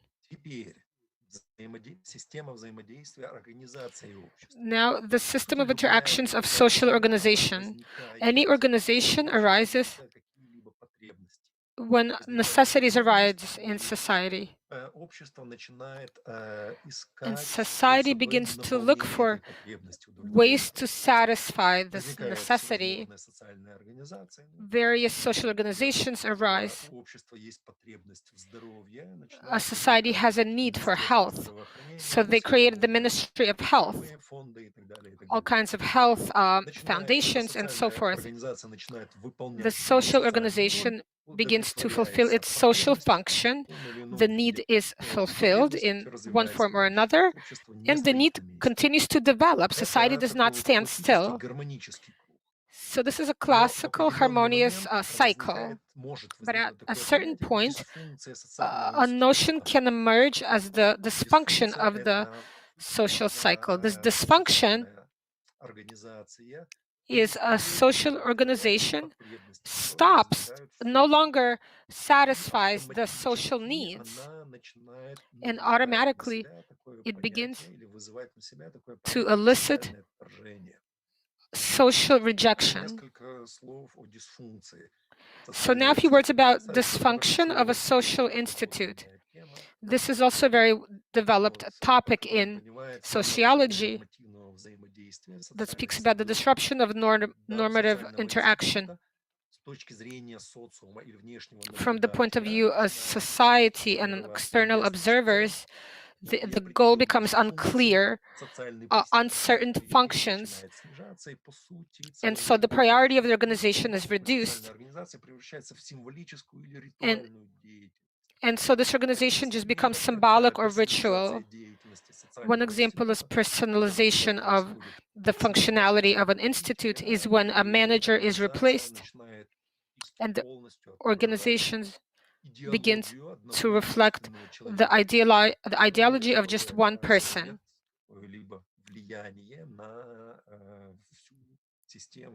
And this affects the entire system or hierarchy of this formal organization.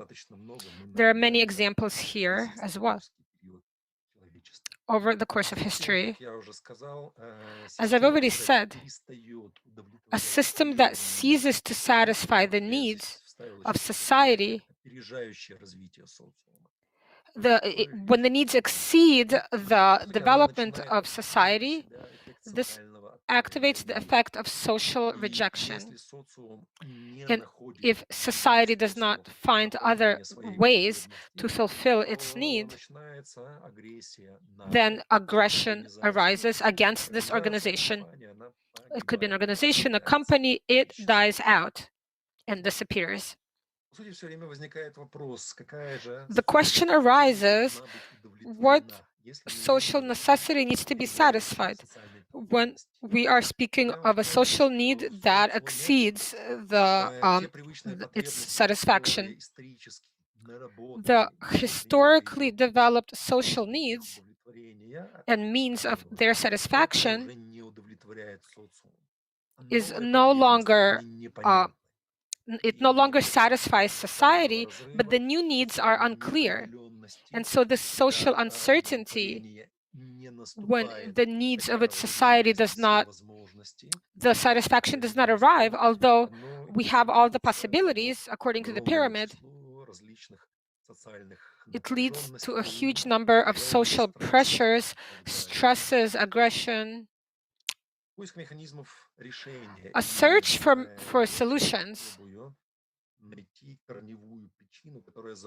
I will start to look at the root cause that sets all these effects in motion. Although the main cause of social gaps and social rejection is the inability to satisfy the evolutionary needs of society, which could nominally be called self-actualization. So humanity is searching for the meaning of life, and the problem becomes worse and worse, especially in the education system. The youth, it is not interested in the formal traditional education system because the teachers they provide knowledge, but they do not answer the key question that interests the children. What do we need all of this knowledge for? What is the meaning of life? So this latent need that I'm talking about, and I will continue to talk about it, working with this latent necessity, this concealed necessity, it is not yet clear. So the destructive direction, all formal organizations are now trying to solve problems in various replacing notions, auto-aggression, actualizing needs of a lower level when they try to prove to people that it's very important to fulfill all these needs. It's important to travel, to keep buying something, and so forth. So they are trying to impose a model of behavior, of consumption, of relentless consumption. And there's the constructive direction, which is active explanations, formation and education of the right model of behavior according to the work with a new necessity. So what is this new necessity? О чем мы говорим? Что, по сути, что необходимо сделать? What should we do? We have to change the human being's worldview and renew the connection between people on a more qualitative level. I found this visualization on the internet, and they're asking, who wants change? Everyone wants change. This is from a United Nations website. So everyone wants change.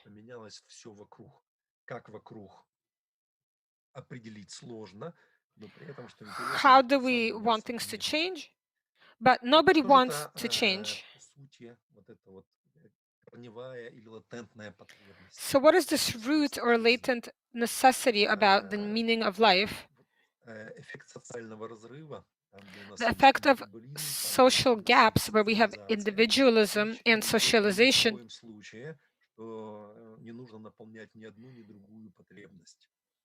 We don't need to fulfill either need or either direction. Rather, what we need above them to build a unifying overarching structure. When we speak about the formation of thought or worldview of the following degree, all of humanity advanced through the system of opposition. Me against society. There's me and there's society.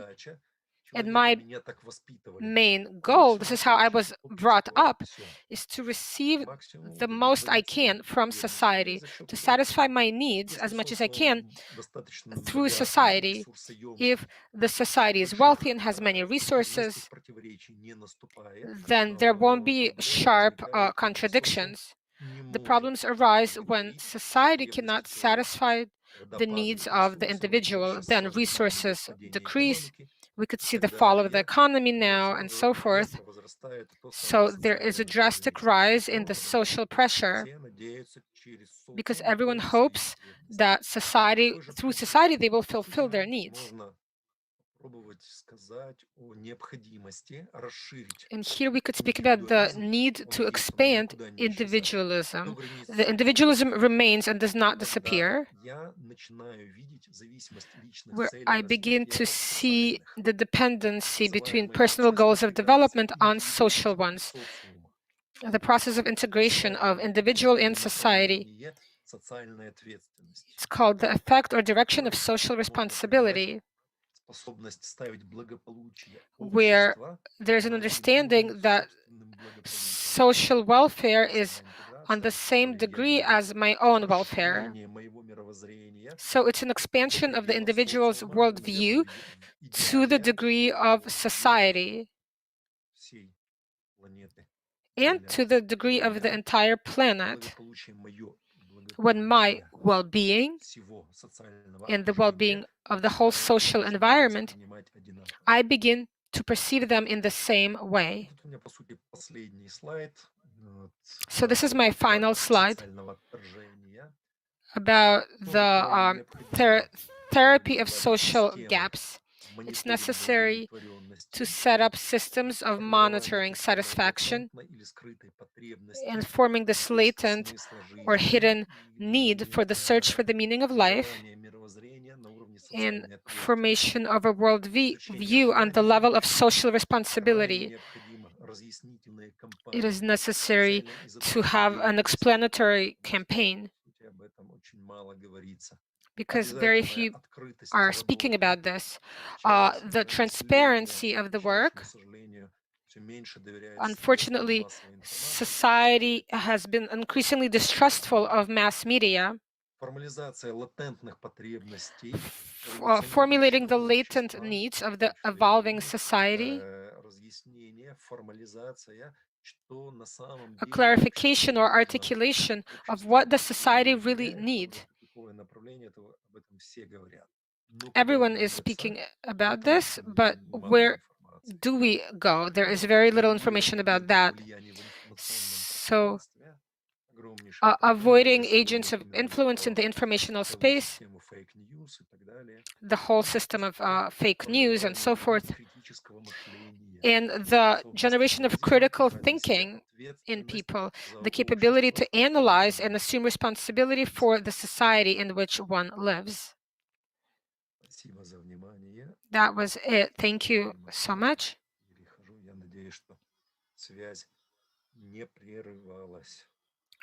I hope you were able to hear. I think Thank you so much, Professor. We do have one question. The question is from Oksana. Who might start global solidarity and what form? Если не сложно, могли бы помочь с переводом, чтобы я нюансы вопроса понял. Could someone please translate the question for me? Можно еще раз вопрос? Я не слышала. Я могу в данном случае перевести, кто бы мог бы начать этот процесс глобальной Who can start this process of global solidarity? Спасибо за вопрос. Thank you for the question.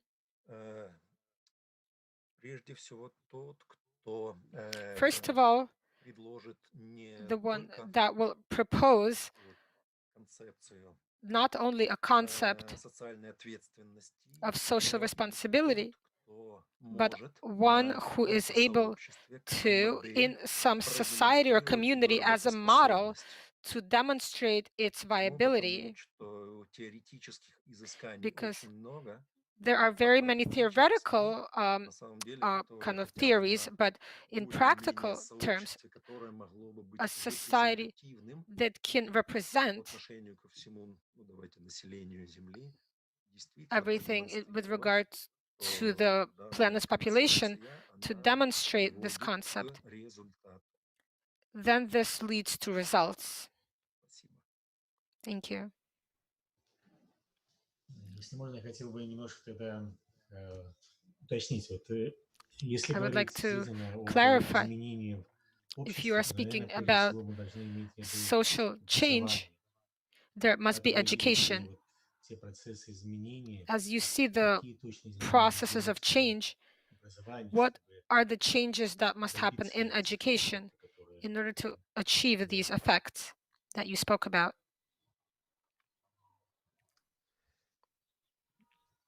Спасибо большое за вопрос. Thank you very much for the question. Тут просто я, получается, сейчас опять начну отвечать по кругу. I will again begin to answer according to the cycle of the need to develop a concept, the need to develop a program, not only for education but upbringing, and then modeling through small groups and proof through objective factors that this model is viable and effective.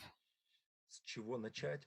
Если Where честно, do we start? я не To be видел honest, разработанных I have not концепций, seen any developed которые concepts были бы не просто на теоретическом that are уровне, not just которые theoretical, бы содержали в but себе that программу действий contain an и action доказательную plan базу того, and что a это всё proof and работает. evidence that И this я очень works. надеюсь, что And I в very much рамках hope института ИВРИ that там within очень this много наработок, IWRI Institute, потому что, по сути, в других there организациях are many ideas, я because in other не organizations, встречал, I have чтобы not много encountered было сделано в этом that направлении. so much has been done И in this поэтому у direction. меня доклад и And называется therefore, «К теории». Я бы с большим this is why удовольствием, my если бы presentation was назвал called бы этот Towards свой a доклад Theory. I would be «Программа happy действий». to name it an К action сожалению, plan. у меня такой программы Unfortunately, нет. I don't То, have this program, что в этом направлении необходимо работать, мне but кажется, что it's даже necessary to work in нет this direction. необходимости призывать. По-моему, I think there's no need to все even человечество to дозрело. invite people Предыдущие форматы to не a call to работают. action. А как оно должно It's работать? obvious that previous formats do Это not work. действительно And должна how быть should we work? команда this should be a team of experts that will say that what is the cause of the problem? Here is the program that eliminates the cause of the problem. And in these two theories, I try to get to the root cause that leads to the problem. I understand that this is not a singular cause. There is an interconnected conglomerate of causes of the foundational system of man's worldview.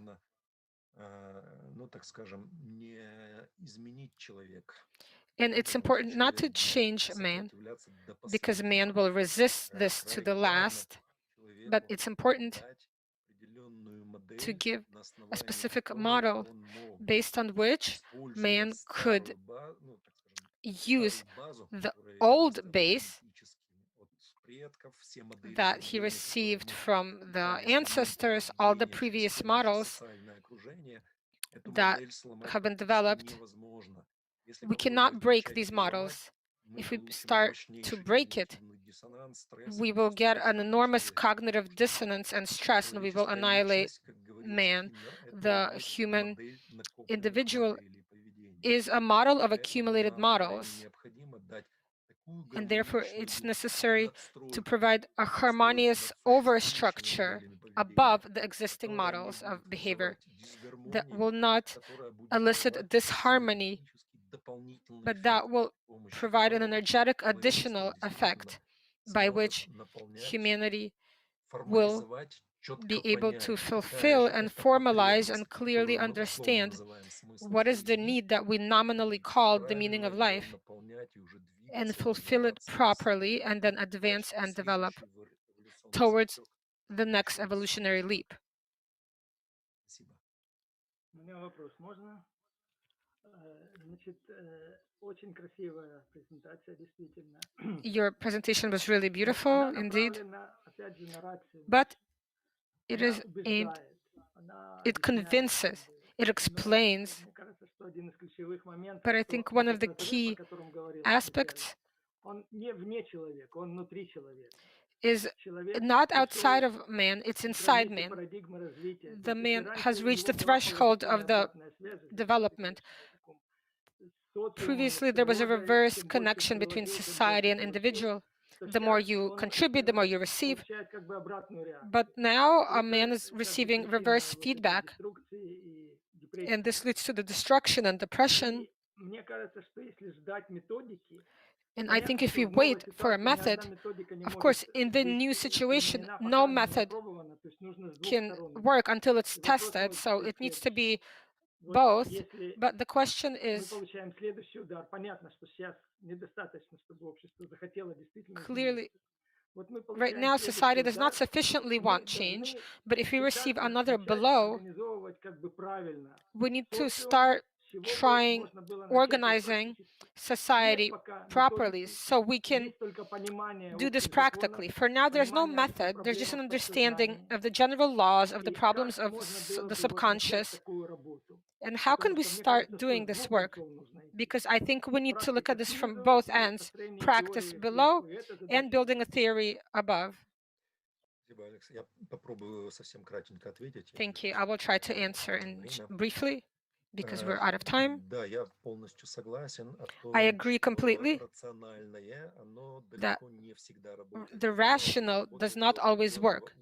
It works to a specific degree until it begins to contradict this inner cognitive perception. And therefore, I know essentially, let me name two mechanisms to break a person psychologically in order to change them. There are many directions doing this, but that's not our method, because it's not difficult to break a person, but then he will be a broken psychological cripple. But the other direction is what we said, education, but education by means of the social environment. At this conference, this has been voiced several times. Why the social environment? Very simple.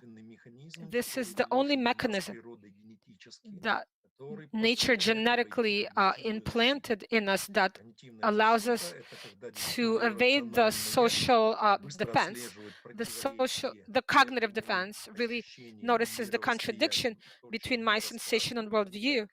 And what I'm told, this cognitive dissonance or defense arises, but to evade this cognitive defense is to place a social environment that will provide a behavioral model that a person can be interested in, but a person does not yet have this model of behavior.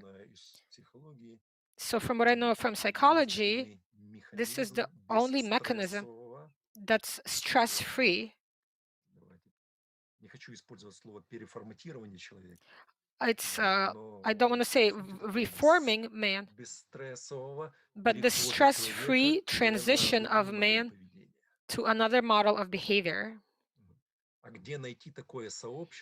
And where do we find this society that will demonstrate this proper behavioral model and that's socially oriented? That's another question. Thank you.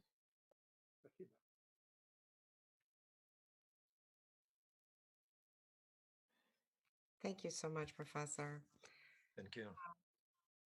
Thank you. We do have one more question. Are there any similar ideas in other academic institutions?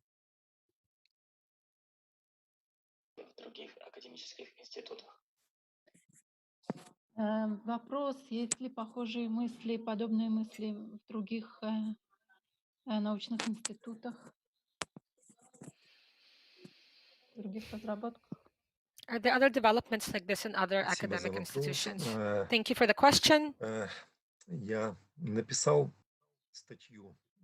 I wrote an article that is called The Concepts of Social Rejections. It hasn't been published yet. I prepared it. I did not analyze everything that exists in the world, but the material that I examined through my searches, through my research, I was unable to find. And I would be very grateful if there are references, if anyone knows of others who work in these directions. I would be grateful for this information. Thank you. Thank you so much, Professor. Well, we will move on to our next speaker. I would like to introduce Mr. Ernest Itzkovich from Toronto, Canada. He is an independent management systems consultant in the area of international organizational standards, also known as ISO, which has to do with quality, environment, health, and safety standards. He is also an instructor of integral education for over 10 years. His presentation is entitled Implementation of Integral Education in Global Business. Thank you. Mr. Itzkovich? Hello, can you hear me? Okay, so shalom, good morning, America. Здравствуйте, дорогие друзья. Thank you, first of all, very, very much for the opportunity to be here with this fascinating and amazing team of global thinkers. The reason being that I was actually watching and hearing and listening to all the presentation A to Z, and actually I had the feeling, okay, that I feel each presentation. It's not only the presentation by itself, but the message, this internal message that actually entails and connects all of them together. The interesting part was that I don't know how actually it came up, it turned out, that actually the two last lectures of Dr. Leah Mandler and Professor Krasnov, I had the feeling that we are sitting in the same room and preparing the presentation as the same presentation, just in a different fields of expertise. That is exactly the feeling I'm sharing straightforward. But the most important part to see that we came to a certain point is the whole reality, and now, especially after Corona, okay, that the whole, everything changed, everything turned upside down. So if you try to see that everything, why it's happened, because for me, seems to be that we are like the humanity and they cannot understand how nature behaves. We are lacking something that nature tries actually to communicate to us, but we do not understand. We are still in the old world of the pre-corona, but now we have to start to realize, feel, just and adopt and adapt to the new situation. What is this new situation? It's the relations between us. We hear in the presentations that it's very hard to change the people. It's very hard to educate the people. It's very hard. I like especially the slide of Professor Castro, who is ready for change. Everybody. Okay, whatever to see. But who is willing to do the change or change himself? Nobody. That is exactly the gap that entails the whole message, the whole process. Here at this point kicks in our activity. The IWRI, this tremendous organization, this Integral World Research Institute that put together the best experts in the world that able to see one step forward and understand where humanity stands and where to go. I remember when I studied quality engineering, the first time that my doctor, Dr. Eliezer Levy, taught me the first lesson, and they asked him a question. He asked me, listen, Mr. Itzkovich, are you part of the problem or you are part of the solution? He actually answered everything that was entailed and everything, the whole concept where we are. So as Alina mentioned, my expertise in the fields of quality, environment, health, and safety. I'm coming much from the R&D, research and development. Okay, for the industrial and service-related organizations, I actually was a consultant in Israel for 27 years and an instructor in one of the top best institutions, including the Technion. And my expertise actually to take an organization or company from level zero, from any problems that we have. Sorry, slowly, please. And I would like actually to see one company that will tell me they do not have any problems. Oh, sure. Oh, sure. And to see how we are able to make from nothing and from zero to come to 100%, and how we are able to bring a company or any organization. It can be a country, it can be a company, it can be like an organization, an institution, doesn't matter, and fit in to a certain frame, international frame or international network of best experts that put together different standardization in different areas. My conclusion, after a lot of experience, both in military projects, aviation, aerospace, industrial, commercial, it's one thing. It's a human factor. If we will understand that everything depends on our relations, we will know that training and education and integral education, when we are taking a person, doesn't matter that it will be a machine operator, or it will be a supervisor, it will be a manager, a president of a company, general manager, or a president of a country, the problems remain exactly the same. It's only the solution, the difference between the problem or the solution. It will be either we are working together, or we are making a competition, or we are doing a collaboration. Pretty much. That will make the difference of the result. And I was exposed, as I mentioned before, for a long period of time for this methodology of the roundtable workshops and the connection circles. I am a big fan of it because the reason being that was already the only best model that I found so far that able to put all the levels in the hierarchy. Okay, as Professor Castor mentioned, the Maslow's triangle of needs. Okay, the hierarchy between the machine operator to the top level president of the company, put them equally in one round table and will be ready to listen to the experience of everybody. A lot of times we're experiencing, we want to be smarter. So but the key problem, we are not addressing or asking the right person to get the right answer. I have a very good friend of mine, okay, that always tells, Itzkovich, if you want to get the right answer, ask the right question. So if you formulate the right question, you will get exactly the right answer and you are able to be. To see just for the international level, to the whole world, okay, I also like the slide of Dr. Leah Mandler, okay, especially on the where it was mentioned regarding the G7 and the G20 and everything else around, okay, and I would take actually this opportunity with IWRI, okay, and actually offer a new upgrade for this best organization, call it Global 2020.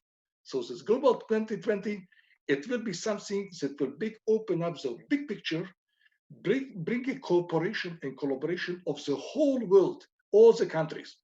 Where we can start, the solution is here and right now. When we finish this conference, we can maybe make another meeting and put together a very nice letter, okay, that will be actually applied for everybody.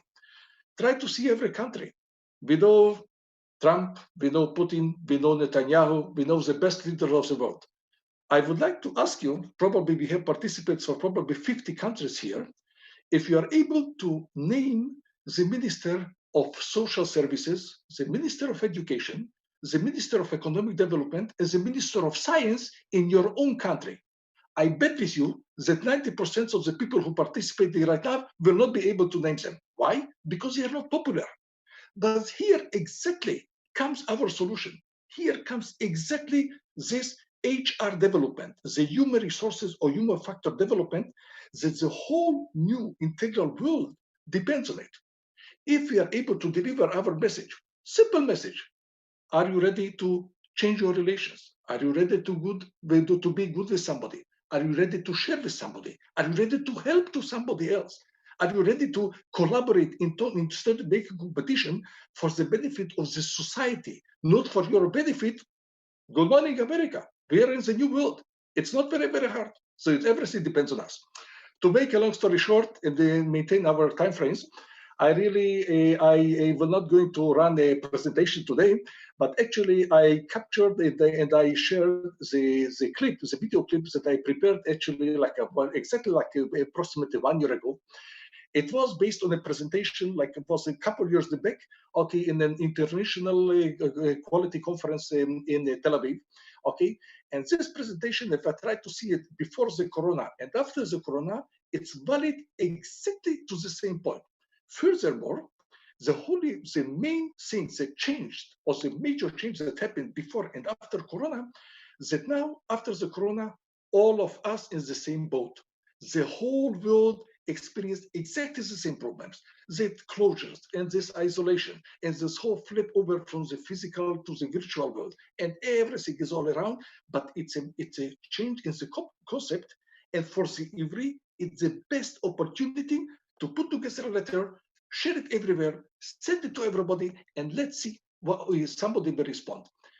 My feeling personally, that somebody for the top levels, either is like as I mentioned, can be a Minister of Science, Minister of Education, Minister of Social Services, Economic Development.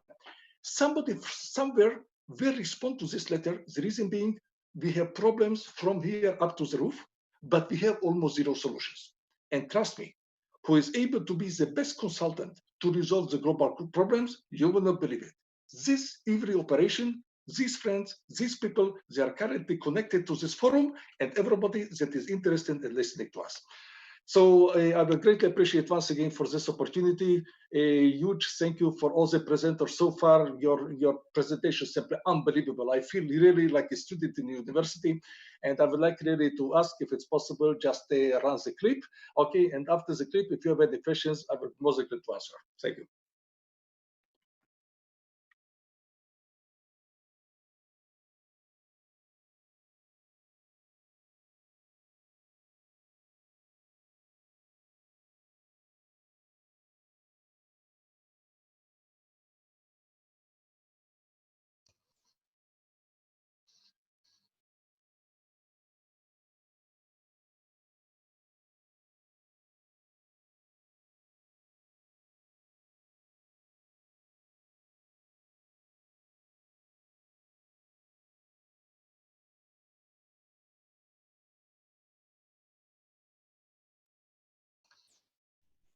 Hello, dear ladies and gentlemen. My name is Orly Siskovic, and I'm here from Toronto, Canada. I have the privilege and the opportunity to talk and present to you a very special topic of today. It's called integral education. That is actually a topic that will be and is already implemented worldwide in various positions in various organizations. Okay, it includes up to different levels, mostly for the businesses. I would like actually to see how this implementation of integral education can be applied and can be used in different organizations, reach up to the level what is called to one global integrated management system.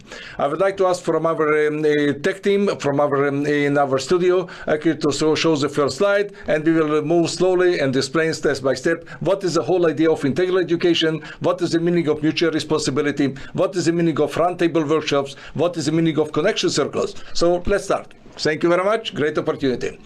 Okay, so we are talking about global integral education. We understand that we would like to have a better world. We would like to see and we would like to feel that we are considering each other and helping each other and working together toward the one global connection, what is called a sustainable world and a sustainable universe, that we are able to see, that we are able to reduce the waste, we are able to improve the quality, we are able to actually to work with each other together, much more to listen to each other, work with each other, and continue definitely order to the next step of the development and involvement of the humanity. And I believe that the second slide will be able actually to show us what exactly is the meaning. So let's see what is called one global integrated measurement system. So we understand one thing, it's pretty simple. What we have like economic growth, we would like to see sustainable development, we would like to see environmental integrity, and the most important, social equity. And that is social equity, that exactly the bottom line that we would like to reach between us. Because once we will be connected and we will work together as one team, okay, and we collaborate with each other, help each other, communicate with each other, and connect with each other, it will be no questions and no doubt that we will be able to measure our results and see exactly the whole world how it's flourishing and growing and getting better. I believe the next slide will show exactly what is our meaning and how we are going to do it. So I took actually as a quality engineer by trade and the managing and overseeing an operation of 200,000 square feet, a big manufacturing operation here in the Concord facility in Toronto, Canada. I would like actually to touch the ISO standard. ISO, it's an international standardization organization that actually it includes a lot of different and various standards. One of them, for example, it's ISO 9000, deals with quality. ISO 14000, it deals with environment. OHAS 18000 that recently was changed to ISO 45001 1000 standard for health and safety. We have 1000 standard what is called ISO 26000, okay, for social responsibility, and lot of other technical and professional and social standards that were developed in order to make our life much more happier, much more easier, and it work and allow us to work together with each other much closer and much better. During this presentation, we are going to touch base and touch some of the key items that I would like actually to review with you and actually share with you my experiences. I recently, like 2 years ago, I had the opportunity to run a very interesting project in our facility. Okay, as I mentioned, it's a big manufacturing facility of 200,000 square feet. Okay, and that was a very, very effective and very successful project that is called integral education. Let's see on the next slide how we are rated, what was the method, and what we applied during this project. Okay, so what is the meaning of quality?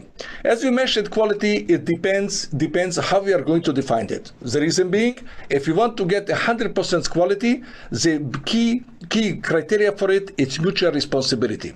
How we are going to make it? First of all, let's define what is quality.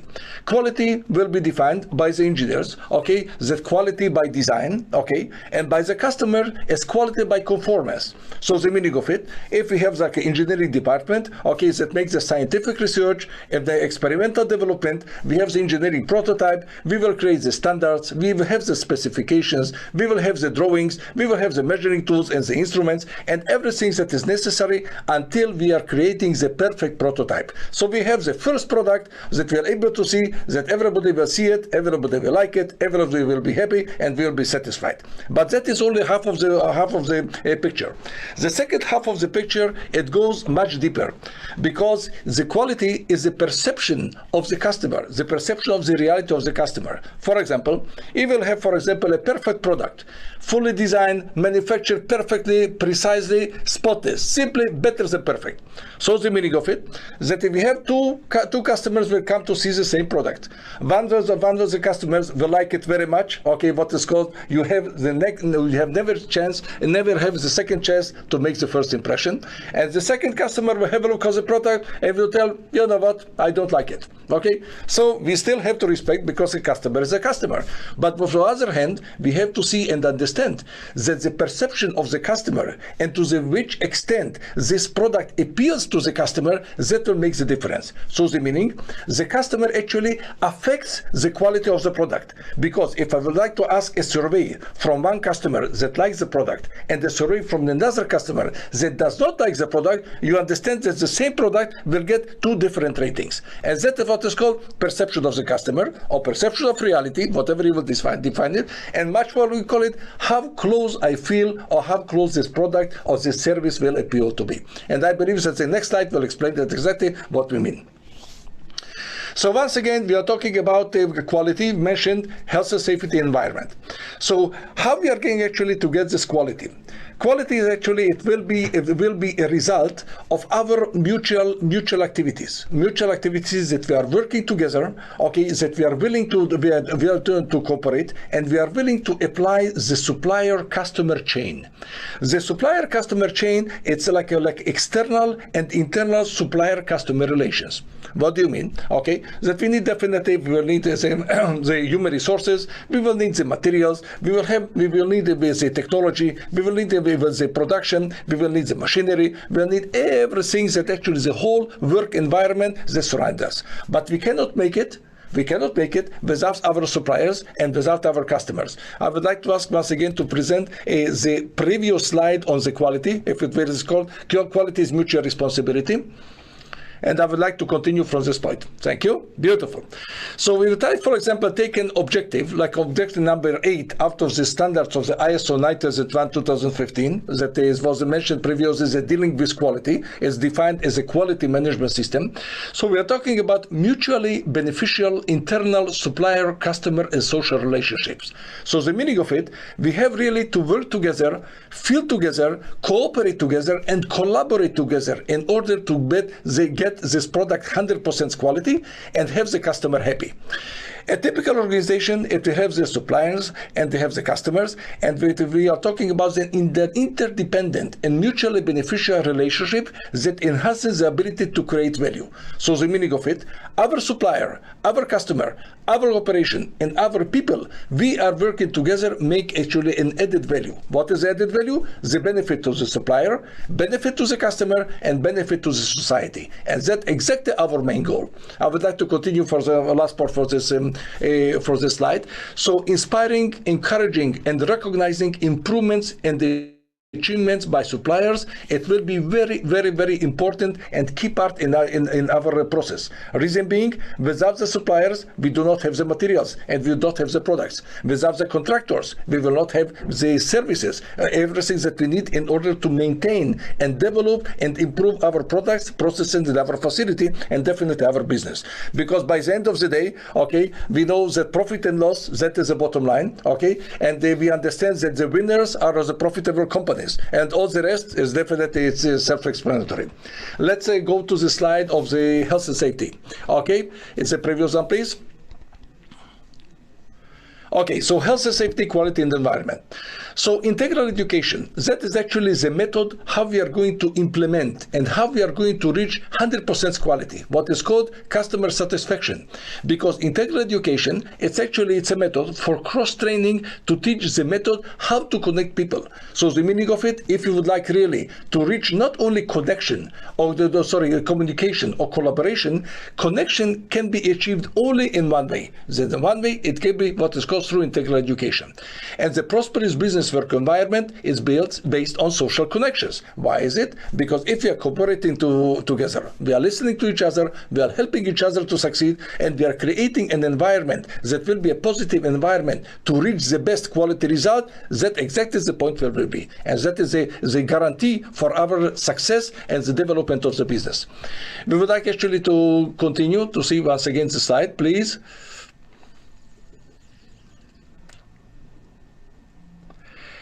So the one global integrated quality management system is based on economical relations.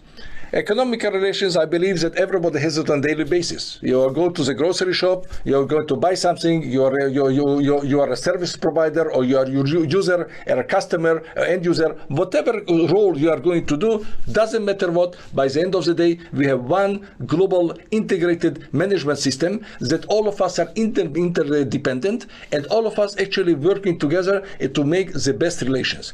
And you know what? By the end of the day, this economical development, this economical relations will dictate our level of life. So the quality of our life, the quality of our relations, and everything that you would like to enjoy and be happy, that exactly the key point to achieve it. Let's see on the next slide how we are going to make it.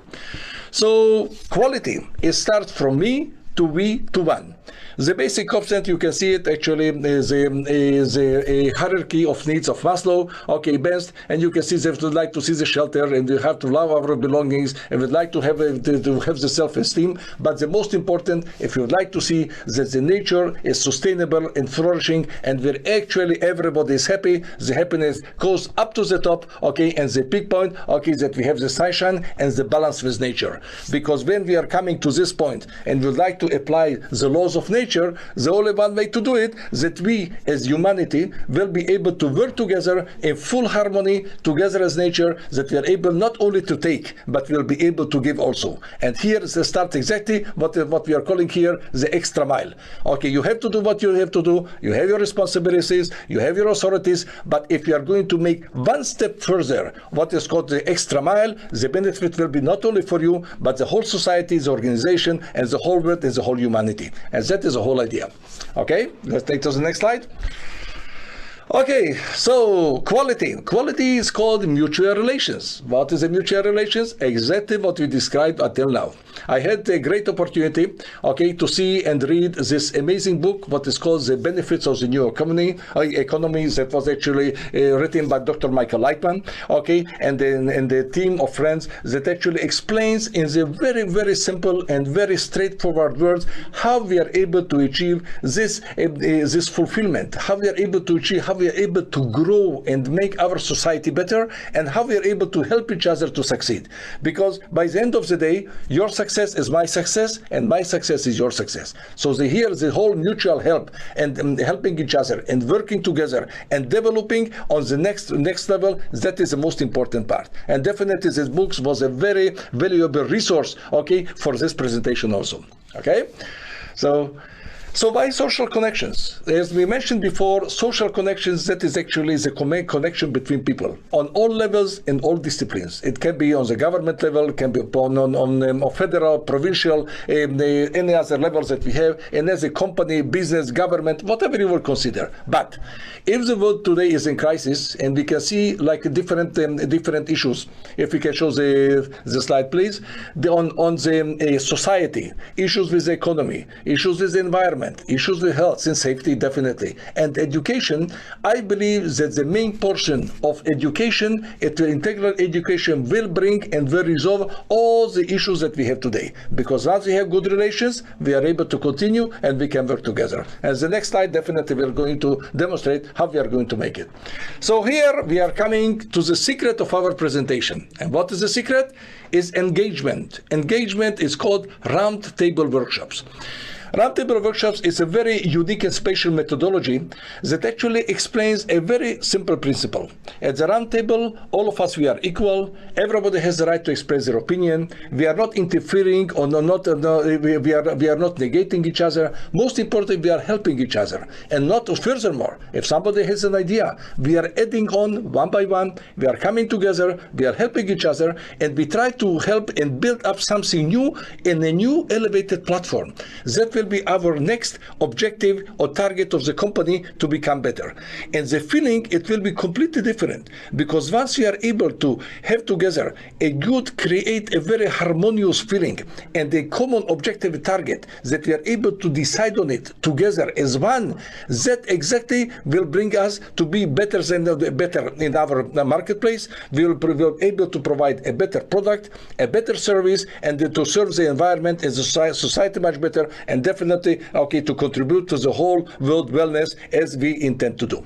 And the second part of the slide that we have, as we mentioned before, on the same slide, we have the teamwork. As the teamwork, it's actually expressed what is the meaning of connecting together as one. So if we are connecting together as one, remember all the time, the key secret, round table workshops and connection circles. That will be the method how to achieve it. Bottom line, connection. Next slide will explain how we are going to go.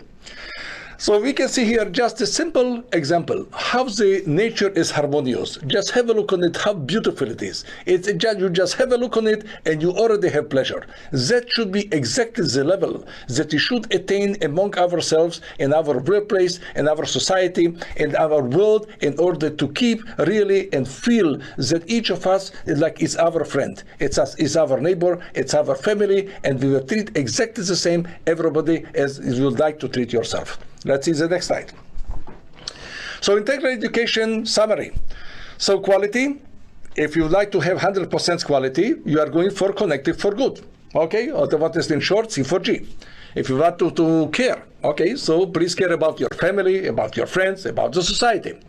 If you remember to have, if you like, and to reach one integral society that the whole world will enjoy it, okay, so start from me to we and reach to one, that all of us we will feel as one. And that's why I would like to take the opportunity to have express many thanks to the Arvut College in Israel that helped me to put together this presentation. Okay, so I believe that we are pretty much summarized everything. So I would like to take the opportunity and tell you and wish you all the best. And I would like to appreciate our tech teams that helped me and supported me, okay, to create this presentation. And thank you very much to all. Enjoy a beautiful day. Okay, and don't forget, the most important, we are connected as one. Thank you. Bye-bye.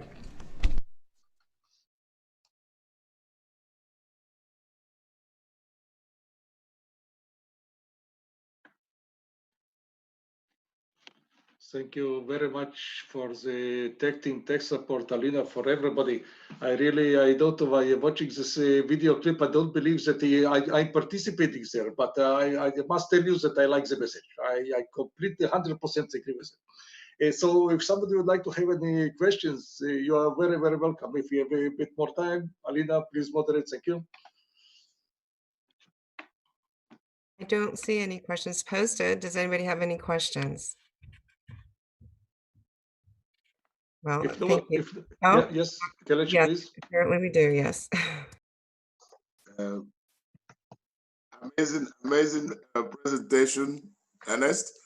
My question is how would you contribute to IWRI with all the expertise you have? And we are open to work with everybody around the world. How would you look at our institution and make it better with your skills? Thank you. Thank you for the question, my dear friend Kelechi. I would actually apply the same model when I remember when I became self-employed. You know, I never made any marketing or something. I just decided that I took the yellow pages, okay, and I pulled out like a certain sector of small businesses, and I decided to type a letter of seven lines, okay, and offer my services. And my service was pretty simple. Ladies and gentlemen, my name is Rasitskovich. I live here and here. I'm a quality engineer. I have my experience and I have my expertise. I know management system. That's what I know, and that is the only one thing what I know. And I'm looking for a customer because I'm a brand new in the business. You will not believe it. I sent out 70 letters in the same field of companies. After 3 days, I got one response, a phone call. And the phone call was, it's a small business of a family business of 5 to 7 people. They had like 3 brothers. Okay, with a few employees there. Okay, it was approximately like a 15 minutes drive from my home. Okay, and they thought, listen, let's go. You know what? I like your idea. I have no idea and clue what you are talking about. Okay, but I like your simplicity, how you actually deliver the message. Okay, because other companies sending me a booklet of portfolios that I do not have the time to read it. Okay, you actually put together exactly what you want. Okay, so once if I get the bid, if I will get the contract, be assured you will be called. You will not believe it. On the next day, I was called and I had my first customer.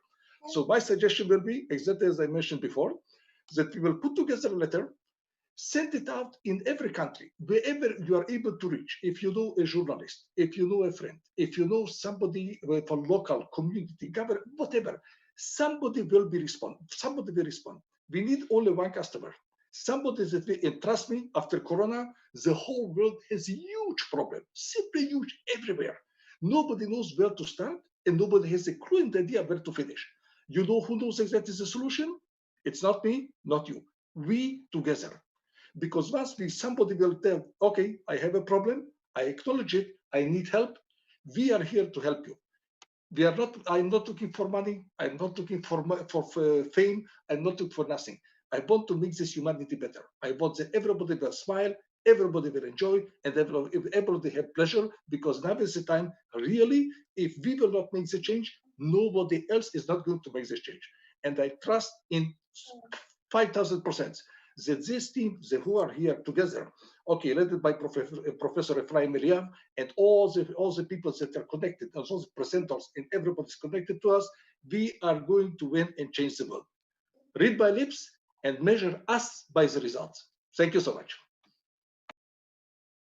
Thank you so much, Ernest. May I ask a follow-up question? I have a similar question. Again, like IWRI as a really big, unique global organization, right? With so many different people, so many different functions, directions of research, education, different languages, just different time zones.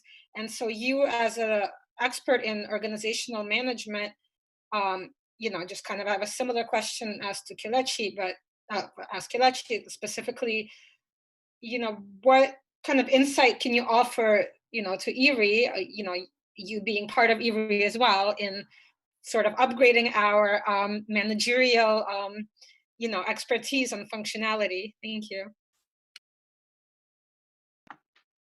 As I mentioned, we have to collaborate and bring one result, all of us together.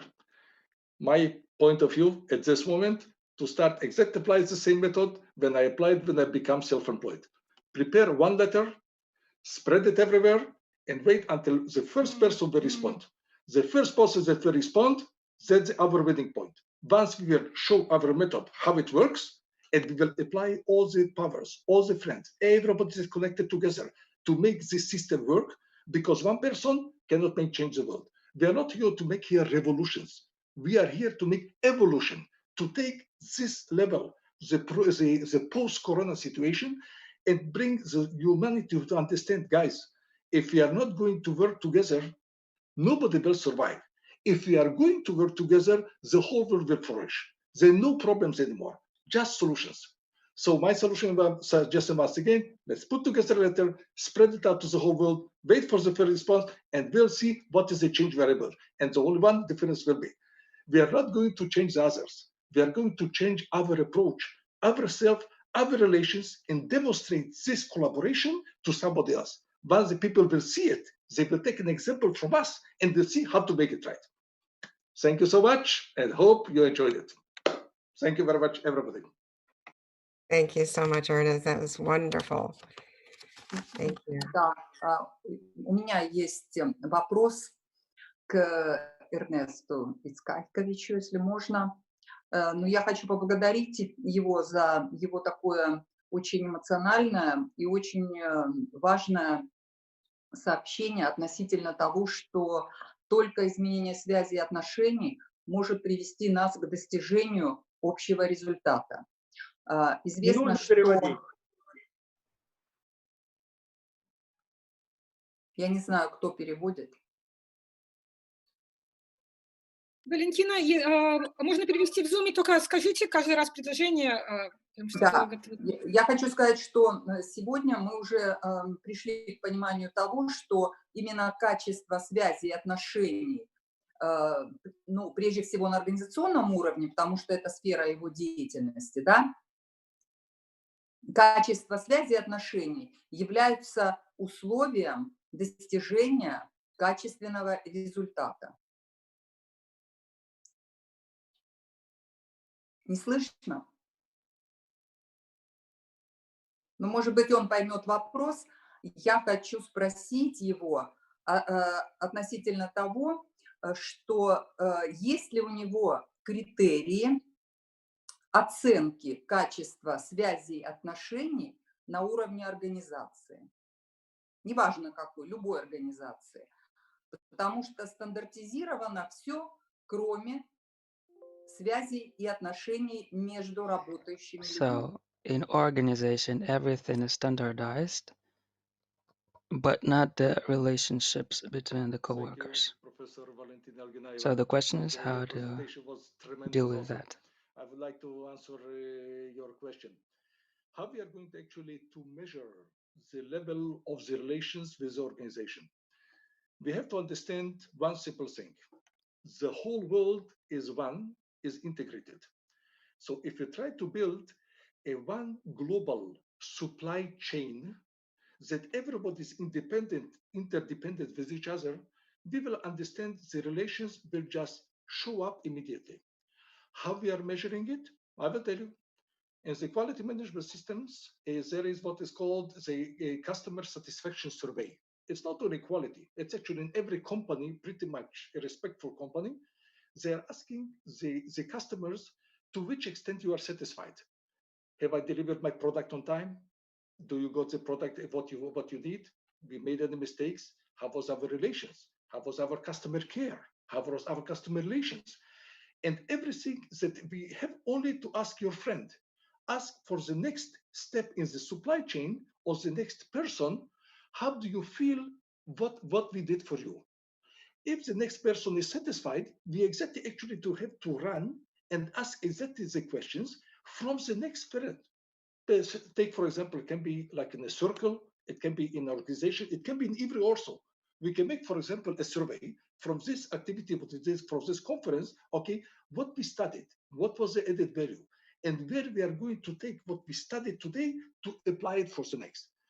Clearly make a management of the interrelations, typically by my experience, okay, every company is measured up to prior Corona, mostly by the results. If like, for example, like profitability, if, for example, to how many standards you are registered, okay, if you like comply with the quality requirements, like environmental standardization, health and safety. For example, if something was lacking at this situation of the Corona, is a global emergency preparedness and response system.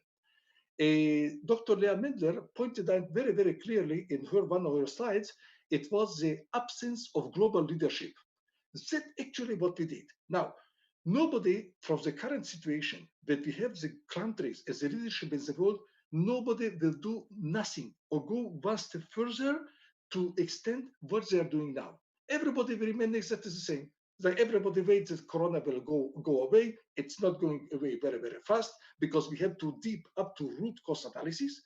But if we, as IWRI, can take over this forum, this mini model, and apply all the practices together, we will see that we can together create a mini model and set it up for everybody and tell us, gentlemen, ladies and gentlemen, we made just a simple conference that was for 2 parts, 2 sessions.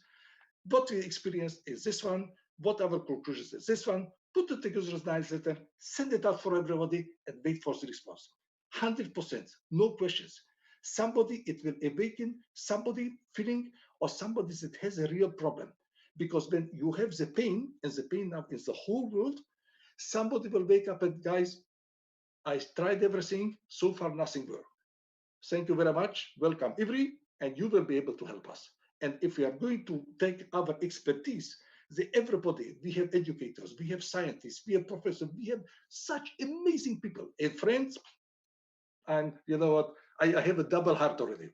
Let's make it together, and we will succeed together, as I mentioned in the presentation. Thank you so much, and sorry for the translators that I was very slow. Спасибо за ответ. Thank you so much. Thank you. We need to move on to our last presenter. Thank you so much. Our next speaker is Dr. Alexander Angelov. He is the founder of the Clinic of True Healing MD of Internal Medicine in Boston, Massachusetts in the United States. His presentation is entitled Integral Medicine in the Era of Global Pandemics. Thank you so much, Dr. Angelov. Thank you very much. I hope you hear me well. Such a pleasure. First of all, I want to say that translator can relax now. After talking, Ernst is like the second cup of coffee in the morning, because we have morning today. And it's like you try to drink this cup of coffee and you find out that it's champagne, bubbling champagne, really great one. So I understand that it's a long day, so I'll start with a joke. The God get the news to the nations, and he get all representative from all confessions, and said that in 7 days we'll have flooding, so the earth will be under the water. And so the priest and imam came to their people and say that, guys, you know what? We restricted you so much for all these years. You have 7 days, enjoy it. Whatever you were restricting from, you just enjoy it. And the Jewish nation was waiting and waiting and waiting for 2 days. And then in 2 days, the rabbi came and says that, guys, we have 5 days to learn how to live under the water. So welcome to coronavirus era. And we have to learn how to live under the water. Let me start the, okay, to do. I hope that you see the presentation and we can start. Okay, great. So we are in the era of coronavirus, and all of a sudden we realize that the medical system crushed. Why? What happened? And we all of a sudden realize that it's not joke, it's not media. We understand that a lot of people get hurt, and it's really pandemic because it takes the whole world on one side. It doesn't really measure the the wealth of the person or the place where this person lives. It's really global problem. And we're scared. Of course we're scared. And all of a sudden we realize that the medical world is frustrated because we don't have the answer to that. We start to understand how can we fight with this pandemic, with this virus. We're trying to create the vaccine. We try to create the treatment, and yet we don't know the answer. And at the same time, we have like real-time experiments, and it doesn't go just into the lab, it goes into the nation. In the myth of the plateau of this virus, we created the parade, you know, in Belarus. All of a sudden, the president of the Belarus says that this coronavirus is nothing. So let's get together, especially with the people who get through the World War II, elderly people. We can get together. The coronavirus doesn't exist. It's just the myth, and let's prove that we're right. So we don't know the result because it was yesterday. We'll have to see. But let's see what the medicine is all about before coronavirus. We know that the medicine in the pre-coronavirus era was basically not the medicine, but medical business. And medical business based everything on the outcome, how much money I can make on this business. And the business was oriented on the disease. How do we treat this disease? Everything is around disease. How we catch this disease in the early stage. How many colonoscopies and blood pressure measures and mammography and everything we can do to catch disease in the early stage. And of course, we have so many pharmaceutical companies that can produce the pills to fix the problem. And around everything, we are not talking about the person, we're not talking about the sick problems, but we're thinking about the distribution of wealth. And of course, in this party, everybody's welcome. So we have a big pie. Let's go. Let's make a party. And instead of saying that it's health care system, I call it health don't care system, which is like better representative of what is going on. And we have the pyramid that Professor Krasnov was talking about, the pyramid. And here we have a different type of pyramid where at the top of the pyramid, we have the sick person, and a lot of company is profiting from it.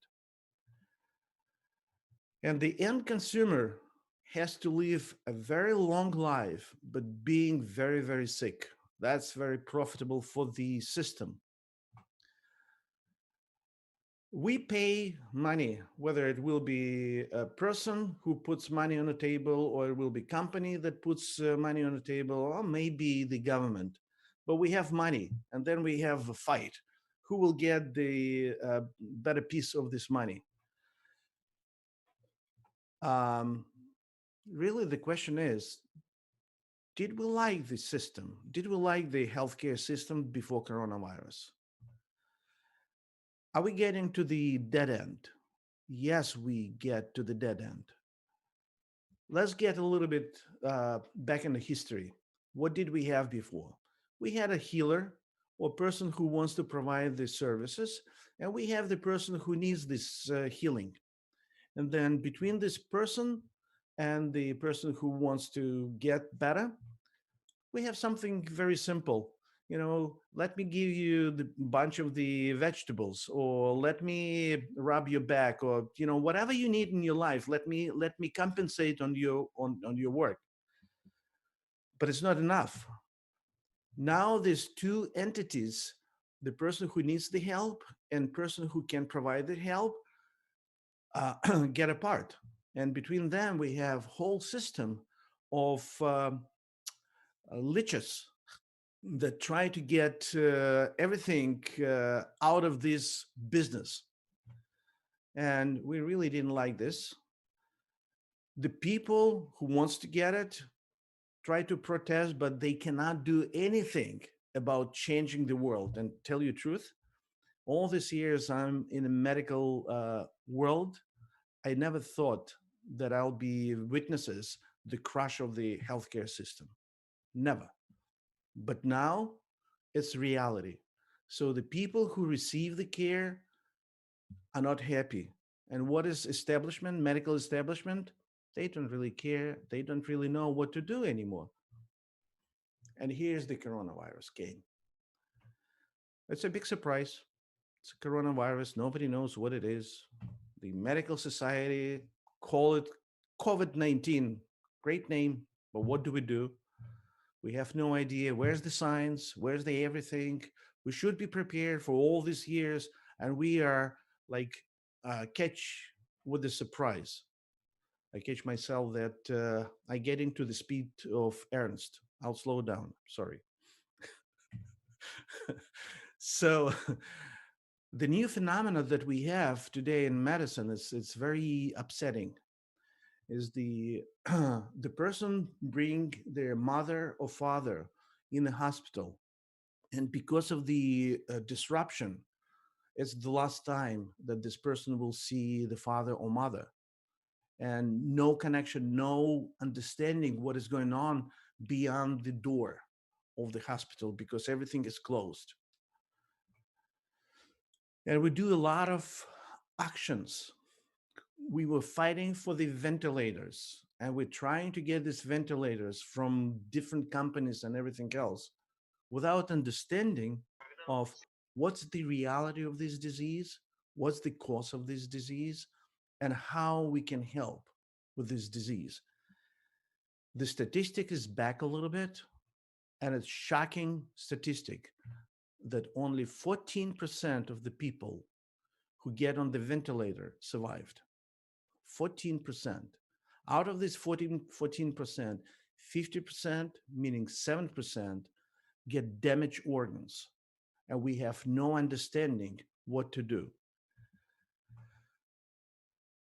And we don't have any treatments. Sad story.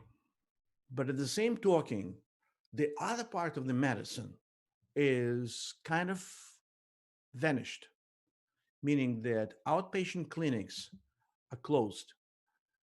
Oops. So we cannot see patients in the outpatient clinics, and people don't want to go to emergency room because they want to be safe, and their family wants to be safe. They don't want to go to the mini clinics to have the same effect. And so we don't have Yes. physical therapy. The chiropractic offices are closed. The acupuncturists are closed. Everything is closed. So what do? Where's our medicine? It's vanished. So we have the acute response in the hospitals where people work overtime, and we have dead space for the real approach of the regular disease and problems. Yet we want to be in the cross section of the happy and healthy. Let's look about the evidence-based medicine that we had before coronavirus. We had exchange between the people who provide healthcare and people who needs this healthcare. And we have, of course, the organizations that controls everything. So when we have any kind of results, we go to the research companies, and these research companies have specific rules, and it all depends on the government rules and different organizations in the government. And after everything is done and we filter the results, we get to the public whatever government wants, whatever the scientist can profit from. The huge phenomena that arrives right now, that people in different countries ignore government. They start to connect face to face, heart to heart. People in Italy were crying out, saying that people, we get the hit, you're next. You'll be the next. Learn from us. Ventilators don't work. Medicine don't work. So the best way to protect everything is educate people how to prevent it instead of reacting after everything is happening.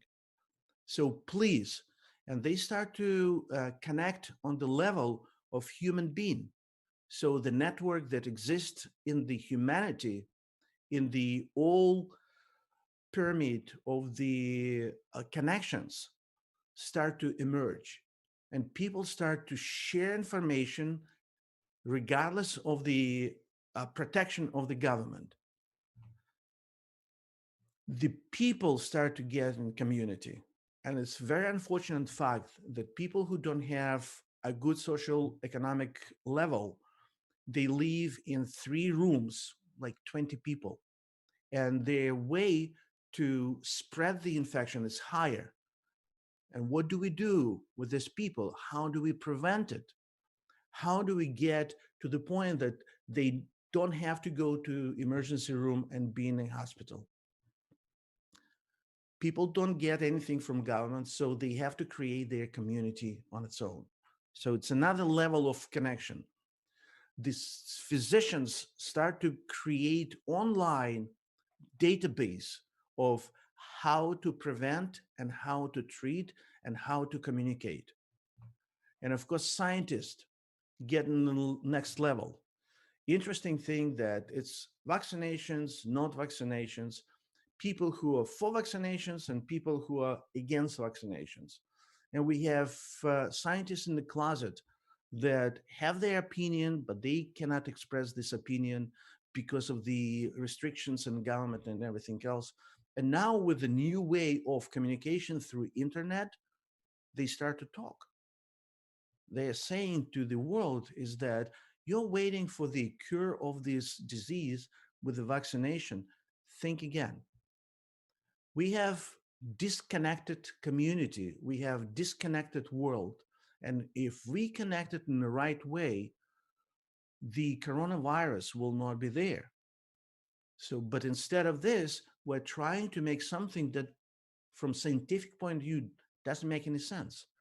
The virus is the memory, it's the part of the RNA in the little envelope, and it doesn't survive by itself. It's like parasite. It needs the host, and the host is the human being at the present moment. If we don't get the spread from host to host, so this virus doesn't exist on its own. So let's respect each other. Let's make our world better world and understand how can we live together in a harmony, and don't let this carrier to go from one person to another person and infect the world and give a lot of troubles. So we have to get to the next paradigm of how can we live life under the water in a new environment. We're not going back. We will never go back. We're moving forward. We're moving forward with our understanding of how can we collaborate, not to fight each other, but collaborate much better. So the evidence-based medicine in the future is this. We have interaction between the patient and the physician. And we have community that gets all this information, bypassing the government filters. And then we go back and forth and we understand what helps, what doesn't help. You go to conventional physician, great. You resolve your problems, you have the solution, you spread this solution through the world and we'll be fine. We can implement it right away. If you didn't have help from the primary care physician, you go to the specialist. You get your answer, you spread it to the world. You have your failure. You said that I had a failure. Let's move forward as the humanity in a better way.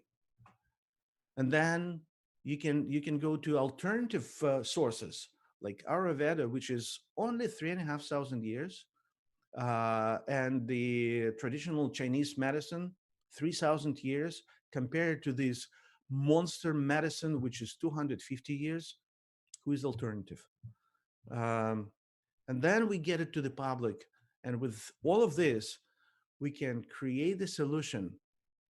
And the solution has to be equally good for people who provide health and people who receive health. That's the medicine of the future. That's the solution. That's where we will be in a much better place in a cross-section of the health and happiness. And thank you very much. Thank you so much, Dr. Angelov. Would it be possible for you to unshare? Yes, thank you. We do have one question. Let's see if I can find it now. Here it is. How can we change in ourselves and in the world to change the outcome? It's very difficult, but it's very simple at the same time. The difficulties is that we attach to the previous paradigm where we have to win, where we have to elbow everyone out, where we have to compete, where we have to be on the top of the pyramid. That's the paradigm that we came from before coronavirus. And now we are in a reset set, meaning that the hardware is good. We have everything that plays as the hardware. We have hospitals, we have outpatients clinic, we have diagnostics, we have everything. But the software stinks. I'm sorry. So now what we need to do? We need to change the software because the hardware is just hardware. And we try to make differences, but we can't. So here the coronavirus came and said that, guys, you're at the dead end. Let me reset your computer. Boom, reset. Everybody home. We don't have now unnecessary things in medicine, meaning that all planned diagnostics and treatment are suspended. And so only emergency medicine is on the surface right now.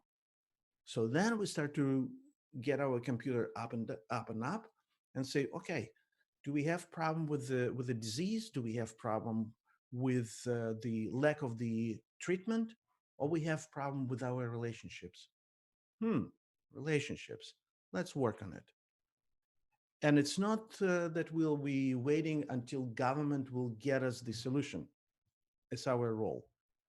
The IWRI Institute is the great solution, multiplying to whatever we can offer to get to the core of the problem, to let people understand that the problem is not the virus, the problem is not the government, the problem is our corrupted relationships.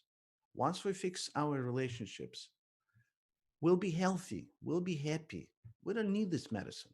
We need new medicine where we'll be educated how to eat, how to move, how to breathe, what the best water to drink, or what the best tea to drink. So we're in a great path. Thank you so much. We'll take one last question. This one's from YouTube. Is the coronavirus man-made? I have two questions. I mean, two answers. The one answer, I don't know, and nobody knows, by the way. And the second one, I don't care. Because even if it's man-made, it's made by nature. Somebody screwed the mind of the person who make it happen, but it's nature. So on the top of the pyramid is the nature who is ruling everything, get to the point to understand for the humanity that we are in the wrong path. And so I don't care about how it happened. I care about what's the outcome. We can get out of this coronavirus as one nation without borders. We can come from this coronavirus as the conglomerate of the patients and the physicians. We can come out of this coronavirus as the respected each other humanity. And we will succeed.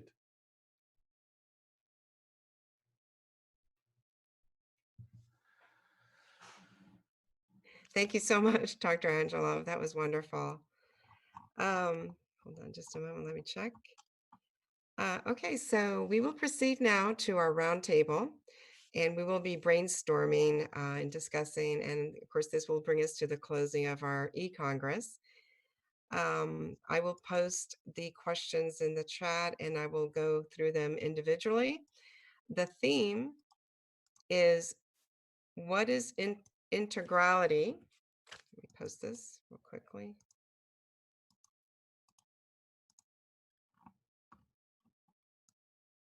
Here we go. The theme is, what is integrality in nature and how should it be implemented in society? So each speaker may answer the question generally or specifically. The first question is, what is an integral family? Thank you.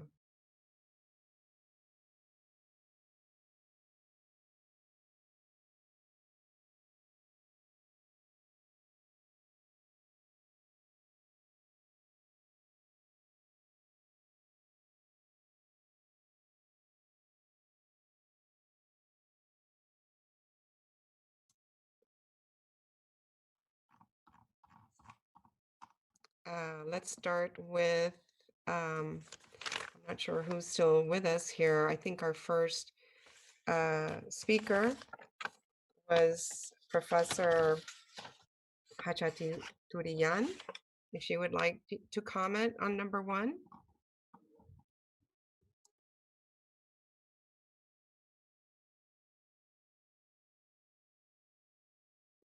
You were muted.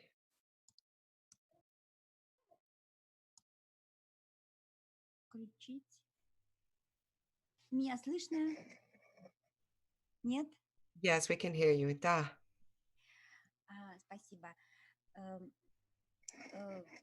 Я думаю, что вопрос о семье – это, конечно, очень актуальный вопрос в нынешнее время. I think it's a very actual question for the family. If I have translator, no? Yes, yes. Translator. Yes, you have translation. Я думаю, что гармоничные отношения. I think that harmonious relationship between man and woman уже названы в Библии, что это единое. It's already from biblical. It's one spirit and one mass Хотя в современном мире that creates a harmony. вероятно, очень сложно. Even though in our corporeal world this harmonious relationship is rare, we don't see that harmony in the family. The family gets destroyed. The sociologists say that.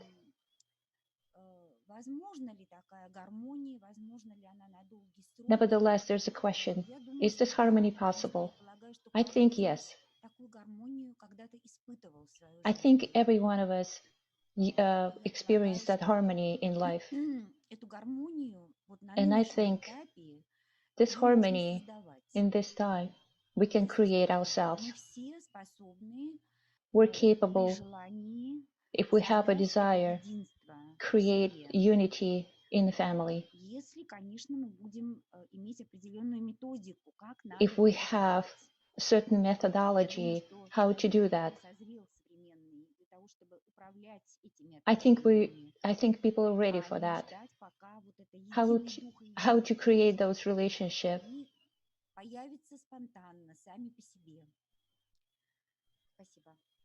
Thank you.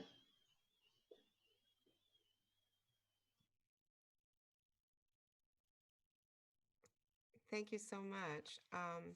I think it would be great as we answer all of these questions in the roundtable that we maybe go in the same order as how we presented. So the next speaker that we had was Dr. Leah Mandler, if she is here, and then after that, Professor Krasnov, then Ernest, then Dr. Angelov. We'll go in that order. The next question is, what does the integral school look like? What does the integral school look like? I'm sorry. We didn't hear from the other presenters on the first question, so let me return to the first question. So the first question again was, what is an integral family?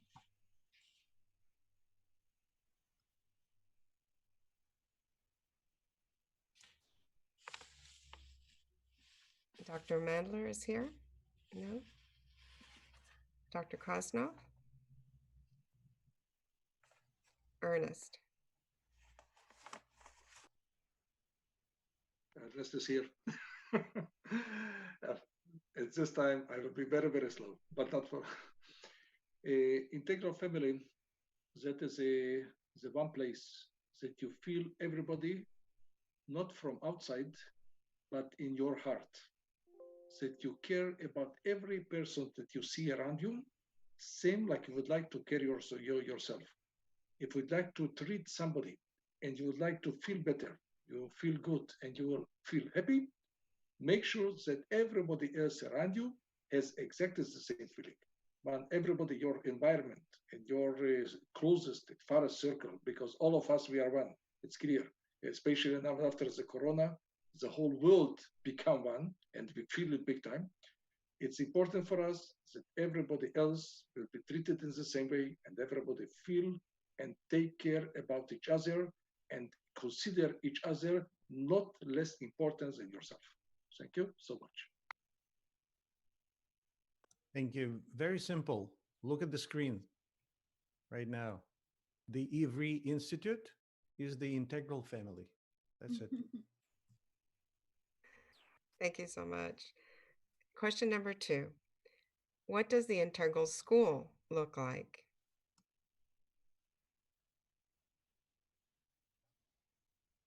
Professor? Professor Hachaturian, would you like to go? Professor Hachaturian. Sorry, I'm not.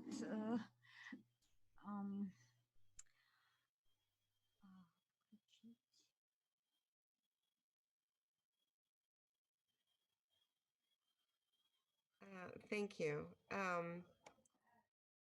Ernest? We can also ask people from audience. We have many educators.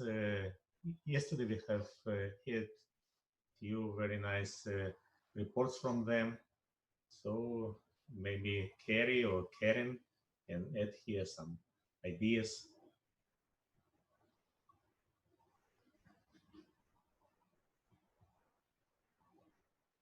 Well, it's the question is about an integral school. It's really it's a little bit challenging to answer this question on the spot. We've been talking and talking and talking about this for months and well, even years. It's a vast topic, and especially now we've entered virtual education, and this is new to every educator. Really, full-time education virtually, and not, I mean, there are virtual education systems that have already existed, but they're sort of for individual study. But now we're talking about integral education, where there are social processes and kind of new technologies for that. It's a question that I think needs to be explored, but all of the presentations that were given here about the need, for example, Professor Krasnov's lecture about the need to satisfy this really burning human need now for fulfillment, for meaning of life, and then the integral education that can only be fulfilled through an integral education, which again now we're talking about providing it in the virtual space, possibly through new methods of education such as games, for example, which the young generation is already living in, and the educators need to sort of catch up to the young generation. I think the young generation is more integral maybe by their nature, and they can help us discover what this is. If anyone would like to continue.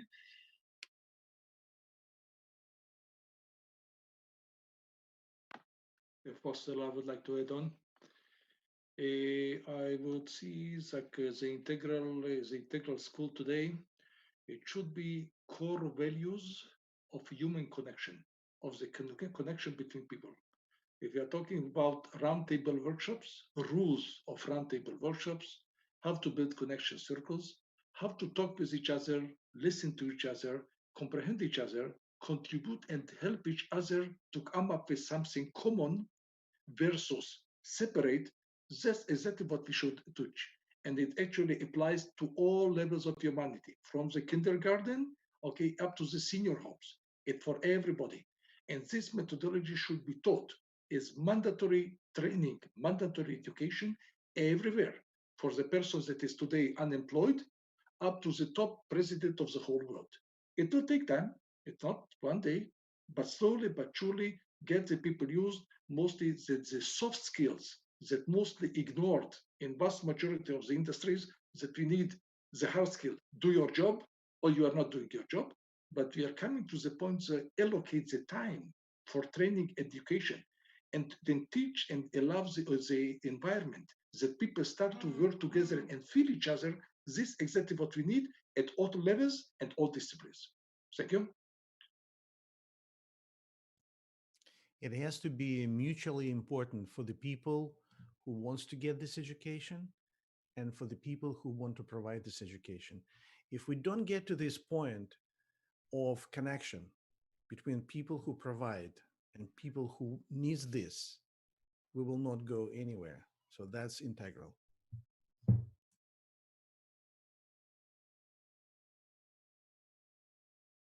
Могу добавить I can add к тому, что сказано, что такое интегральное образование. what is Простой integral вопрос, education. потому что Simple question. сегодня вся система, Because она today the whole тоже system, интегрирована, и it's она integral, интегрирована по целям, and it's not по integral участникам, for the goal, по for the people контенту, по who процессам и так participate, далее. the process, and so Интегральное on. воспитание Integral education. First of all, we need to introduce a child to integral society. That's child's understanding what world the child lives in and what world they want to live. It is harmonizing, including goal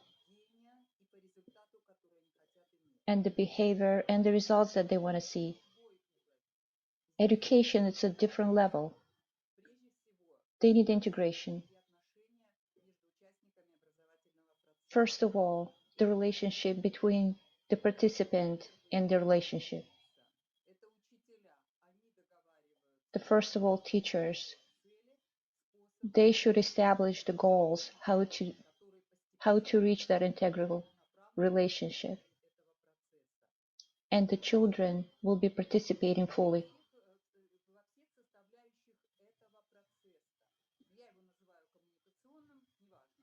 Communication process. In all that chain,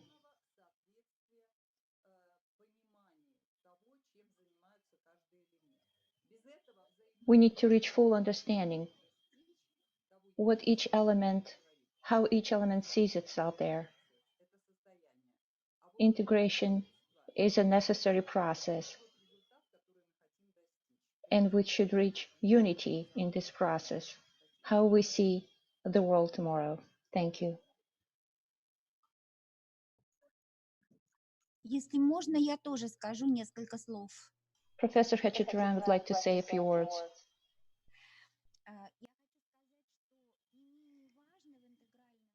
I would like to say that it's very important.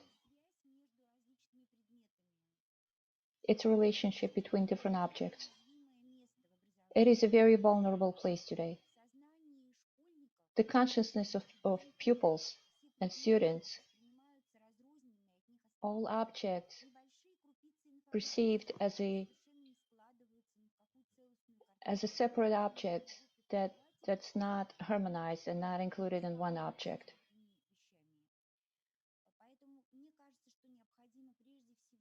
I think, first of all,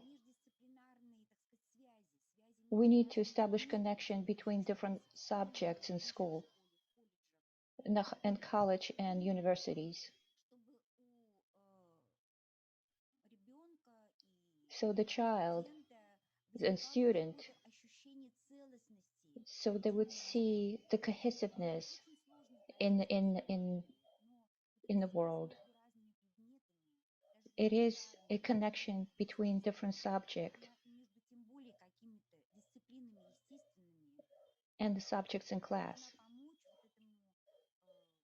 That cohesiveness should help. It would develop logical thinking, analytical abilities. It is very important. And they need to learn how to establish the cause and reason and the consequence. Thank you. Thank you so much. I believe Dr. Ahanonu would like to say something. Yes, thank you so much, Alena, for the opportunity. An integral school, in my opinion, will be just like we are now. Different cultures, different religious background, different languages, and we come together and say we are equal and we contribute equally. For example, we have 30 people here. Maybe we can ask everyone here to contribute, not only a professor and a student, to see how it goes. I would like maybe Gottfried, if he can contribute something from Africa. Thank you. Gottfried? Yeah, thanks, Dr. Kalechi. And a new school, Integral, is where the hearts of the people are connected. It's where love becomes the hub that connects all cultures, connects all people, all works. Where love becomes the healing instrument. It is only through this united common goal of supporting one another that is where the new school begins. Begins with love and it ends with love. The goal is equal connection, that we are all one big family and we care for each other. That's the curriculum we want to use for the new school, where the head respects the ordinary laborer. The laborer respects the head. Mutual guarantee assured. Thanks. Thank you so much. Would anybody else like to make a comment on the integral education in schools? Okay. The next question is, what is integrality in economy and business, politics, and social management? What is integrality in economy and business, politics, and social management? Thank you.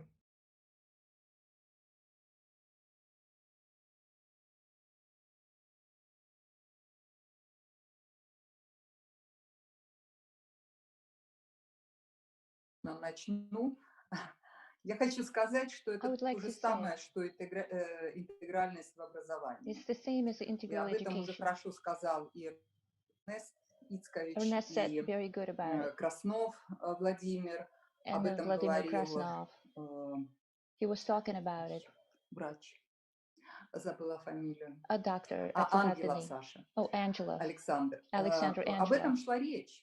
Речь were только talking о том, about чтобы it. правильно связать участников To процесса. correctly integrate Поэтому, the если мы participants in the достигнем process. такого общего видения So if цели, we все-таки achieve that common достижения vision, общих, common goals, common benefit, вот здесь вот точка переворота. Если мы this is the pivotal достигнем point. такого понимания, If we achieve that understanding in the relationship, then I think then that goal will realize very quickly because the world is ready for it, ready. масса людей, которая сегодня And the осталась vast majority of people, своих традиционных when форм жизни, they don't и даже experience life the same way anymore, they don't understand how to live навязать эту многополюсную борьбу in the future, и многореформаторские идеи, в конце концов они придут. how to understand those reforms and new ideas. Необходимо только изменить отношения к We той need to реальности, которая help them открывается нашим глазам. to change the Мы будем relationship просто between them, смотреть, to но adapt them to a видим, new reality. насколько мы едины. And then we'll Это и see будет отправной that точкой we're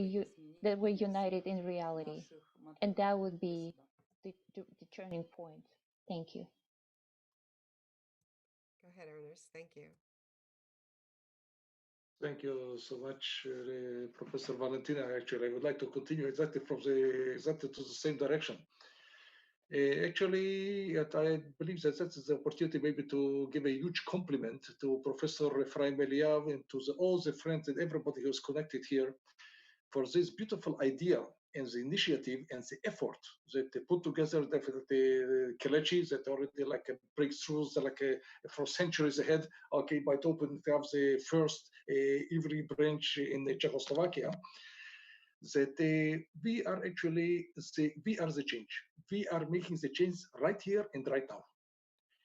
The main goal what we have to do exactly is that already the IWRI is already structured. That these teams, that we have the scientific team, we have the education team, we have the different levels in the different small groups to start to create our curriculum, our training programs, our presentation, and our promotion materials. Most important, that this simple letter that we spoke about it to mention before, as a result of this conference, just to post it when it will be ready, will be prepared, will be reviewed, will be approved, send it everywhere. Post it on your Facebook, post it on your LinkedIn, post it everywhere you can. The summary of this and the presentations and the recordings of everything, post it everywhere. Trust my word that somebody will see it and find it. And that is actually, we are starting the real implementation, what we did so far. The effort that the friends and all the scientists and all the people put here together, it's huge effort. Bear in mind, it's everything on our initiative, on our time, on our volunteering spirit, and the most important, to bring good for humanity. And by the end of the day, once the people start to feel that here is the change, here is the secret of this internal connection among us, but it must be visible. It must be advertised, it must be promoted, and by marketed, you can call it dissemination. It doesn't matter how you're going to call it. Most important, it will reach out for everybody. Let's make it together. We will succeed together. Thank you so much. Great job.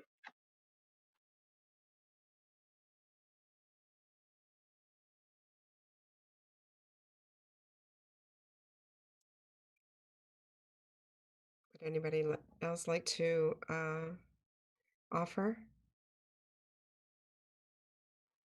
Okay. We do encourage people on Facebook and YouTube to ask their questions, and we have people who are forwarding them to us, so we will try to address them. Akeem was here yesterday. He had a question we couldn't get to, so we will get to that as well if he would like that. We will definitely address that. The next round table question is, how should conflicts and crises be solved in the integral society? How should conflicts and crises be solved in the integral society? Thank you.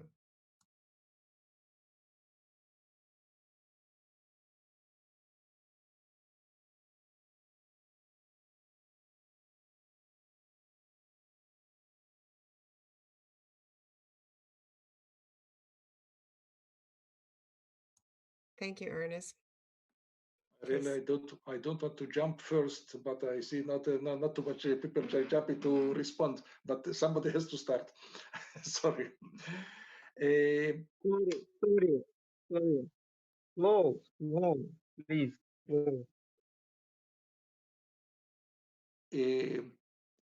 Conflicts and crises actually generated, they are coming from somewhere. Okay, you know, in engineering, okay, in typical engineering, I just wrote an article yesterday. By the way, during this Corona times, I prepared more than 50 articles, 50 articles, okay, almost every day. You can find it on my Facebook. Okay, even I'm not a big Facebook user, but I had the feelings that we have to express it. But how we are challenging, how we are touching, or how we are going to approach the problem.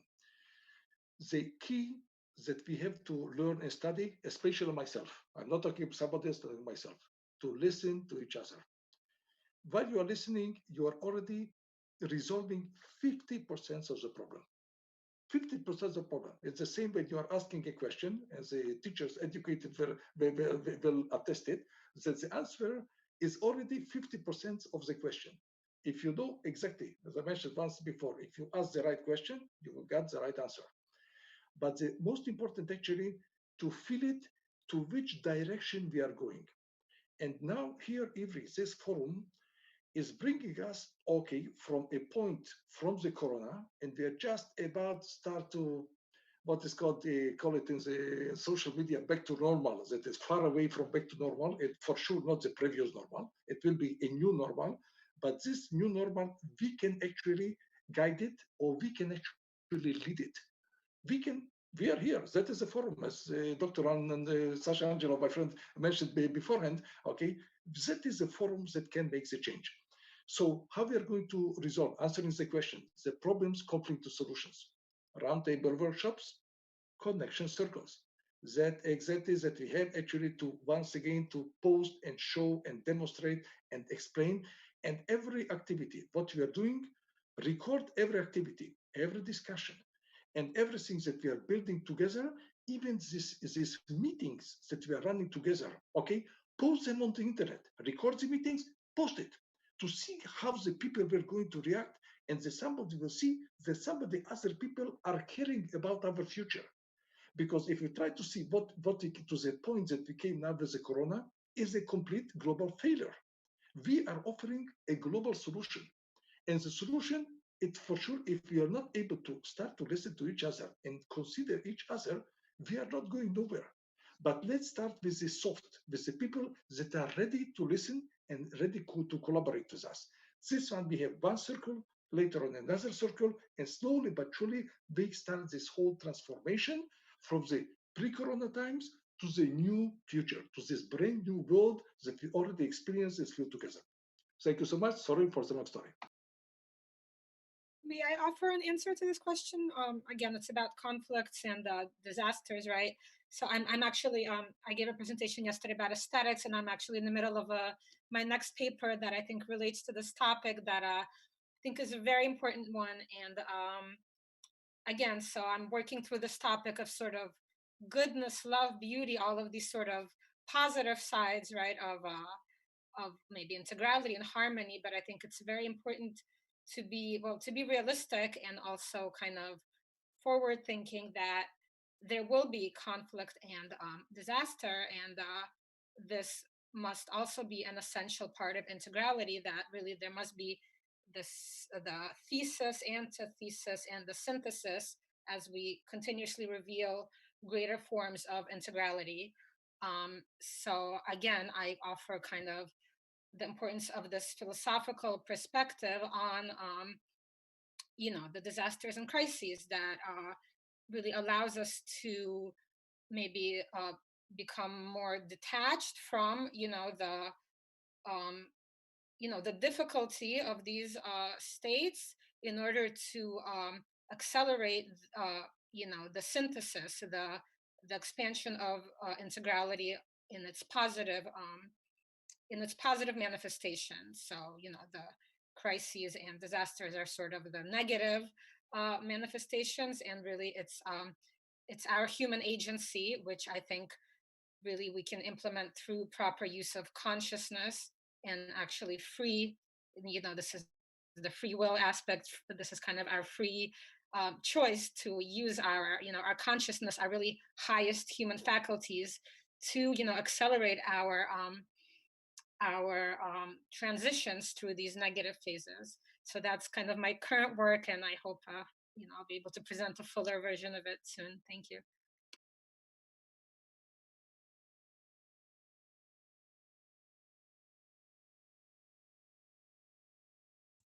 Я могу добавить, что, наверное, I can add сегодня, that's probably вот в today, эти месяцы, в эти дни, this мы как раз month, these получили days, очень мощный биологический we сигнал. received До этого huge были уже biological signal. кризисы экономические, Before that, there were crises которые of лежали как бы вне нас. economical, biological nature that were kind of like outside of us. Now we're touched directly. This is the theme that became a subject of modern research.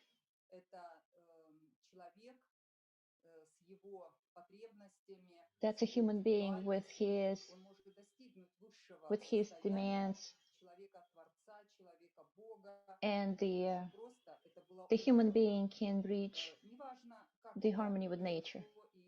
We don't care how it happened and what forces were involved.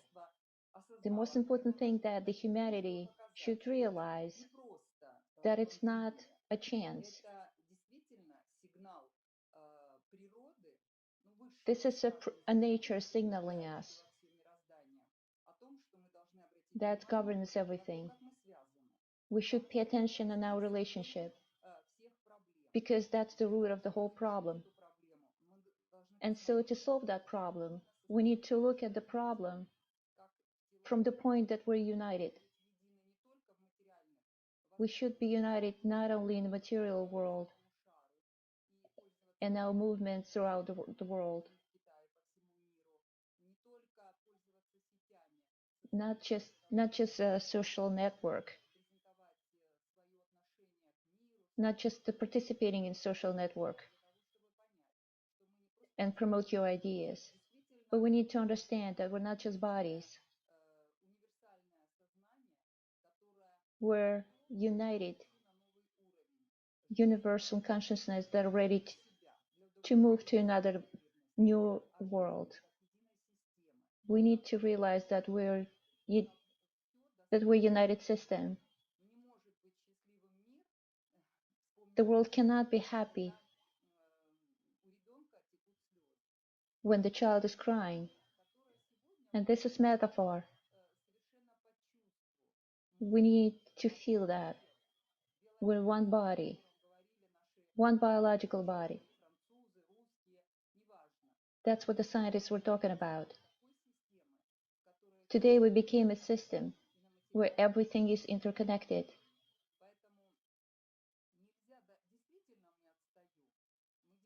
So we fell behind.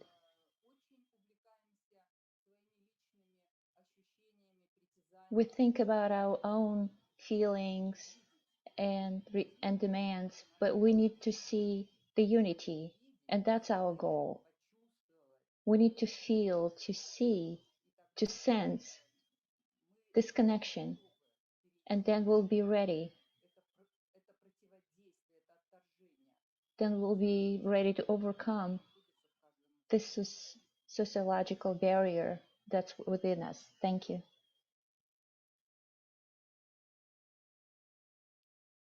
Thank you so much, Professor. So I believe we have just a few minutes. Mr. Igunse, would you like to pose your question?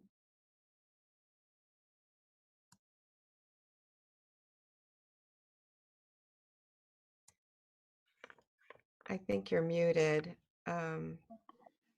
Okay. I'm sorry, we're running out of time. Maybe, Professor Ephraim, do we have time maybe after? Good afternoon, everyone. Good day. Thank you for this privilege. Do I have up to 3 to 5 minutes to? I think 2, if you don't mind. We've already gone over our time. But if you could ask your question, or if you would like to make a comment, of course, but could you limit it to maybe 1 or 2 minutes, please? Oh, you were muted. Okay, now you're okay. Oh, now you're okay. All right. Thank you so much for the privilege. Yesterday, I was trying to make an input and ask a question at the same time, but I'll go quickly to the point. We're talking about Ubuntu, integral. We're talking about, what affects our world and humanity. And we're looking at the situation we have at hand now. So I'll go to the point. I asked, what is a scientific explanation to this pandemic? And I asked that, do viruses exist by nature? What are their behaviors and their transmission to humans? Then I asked, does this just occur suddenly? What are the time frames? I asked, what is the human influence on their mutation and transmission? Then the second one, we are faced with the reality of the new normal. And it is really new normal, or are we used as experiment to fulfill an agenda, or someone or some people, are trying to project the agenda, like I said. Now, we research, we educate, we formulate systems and strategies to improve life and humanity.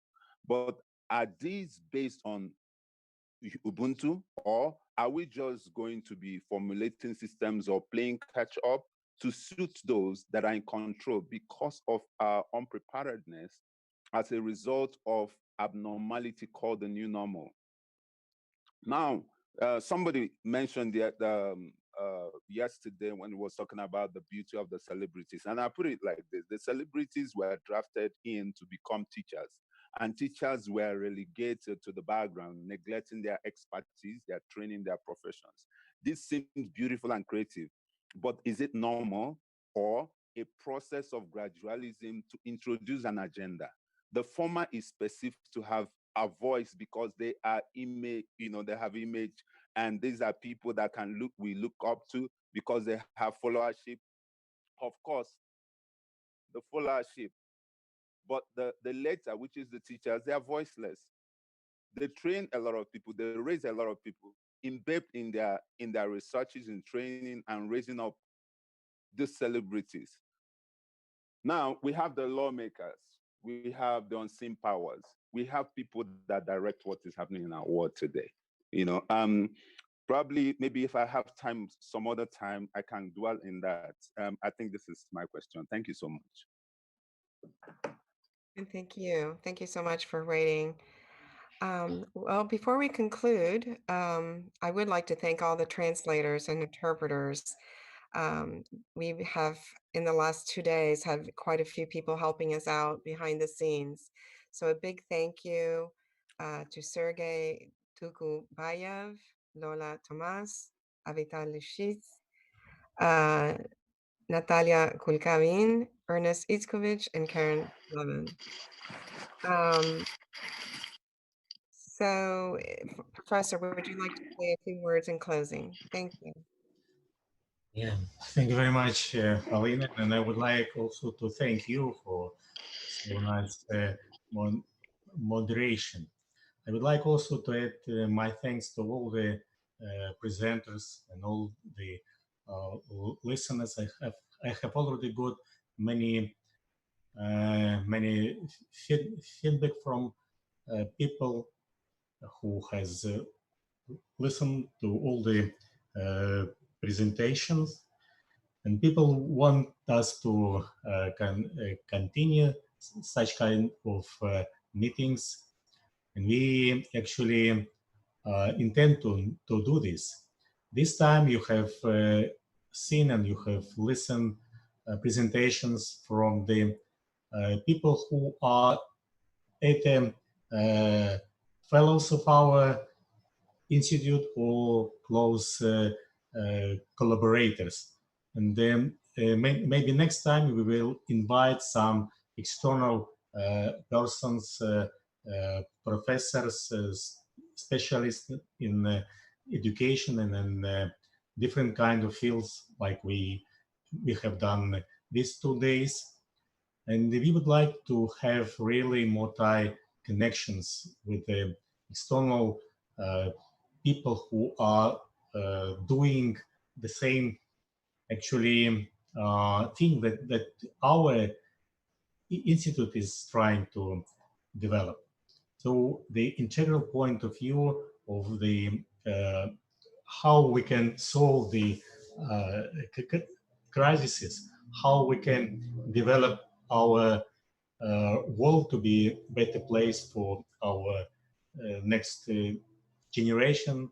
This is really a very, very important point. And when we are trying to do it using our integral methodology that we are developing on fully scientifically proved base, it should work, especially if we are trying to connect all different people from all corners of the world, from different cultures, from different nations, different religions. We're trying to solve together all these very hard world problems, and we will be successful. There is no doubt. Thank you very much again, and please let us continue together further. Goodbye. Thank you. Thank you. Thank you, everybody. And I want to say thanks to all the friends that I invited that came. Thank you. Especially to Godfred, Akim, Francis, Isaac. These are Africans that came to support the project. And I hope they will come more and more as we will come more and more. We are very grateful and will come more and more to be part of this wonderful society. Thank you. Bye-bye. Thank you very much for everybody. Amazing. And also to Jasmine. Jasmine, you're amazing. You're beautiful. You're great. Thanks. Thank you. Great. You did really good. Yes, Jasmine is part of our social media team, and we want to thank the tech team as well and all the IWRI collaborators and supporters. All the translators. And the translators. Thank you.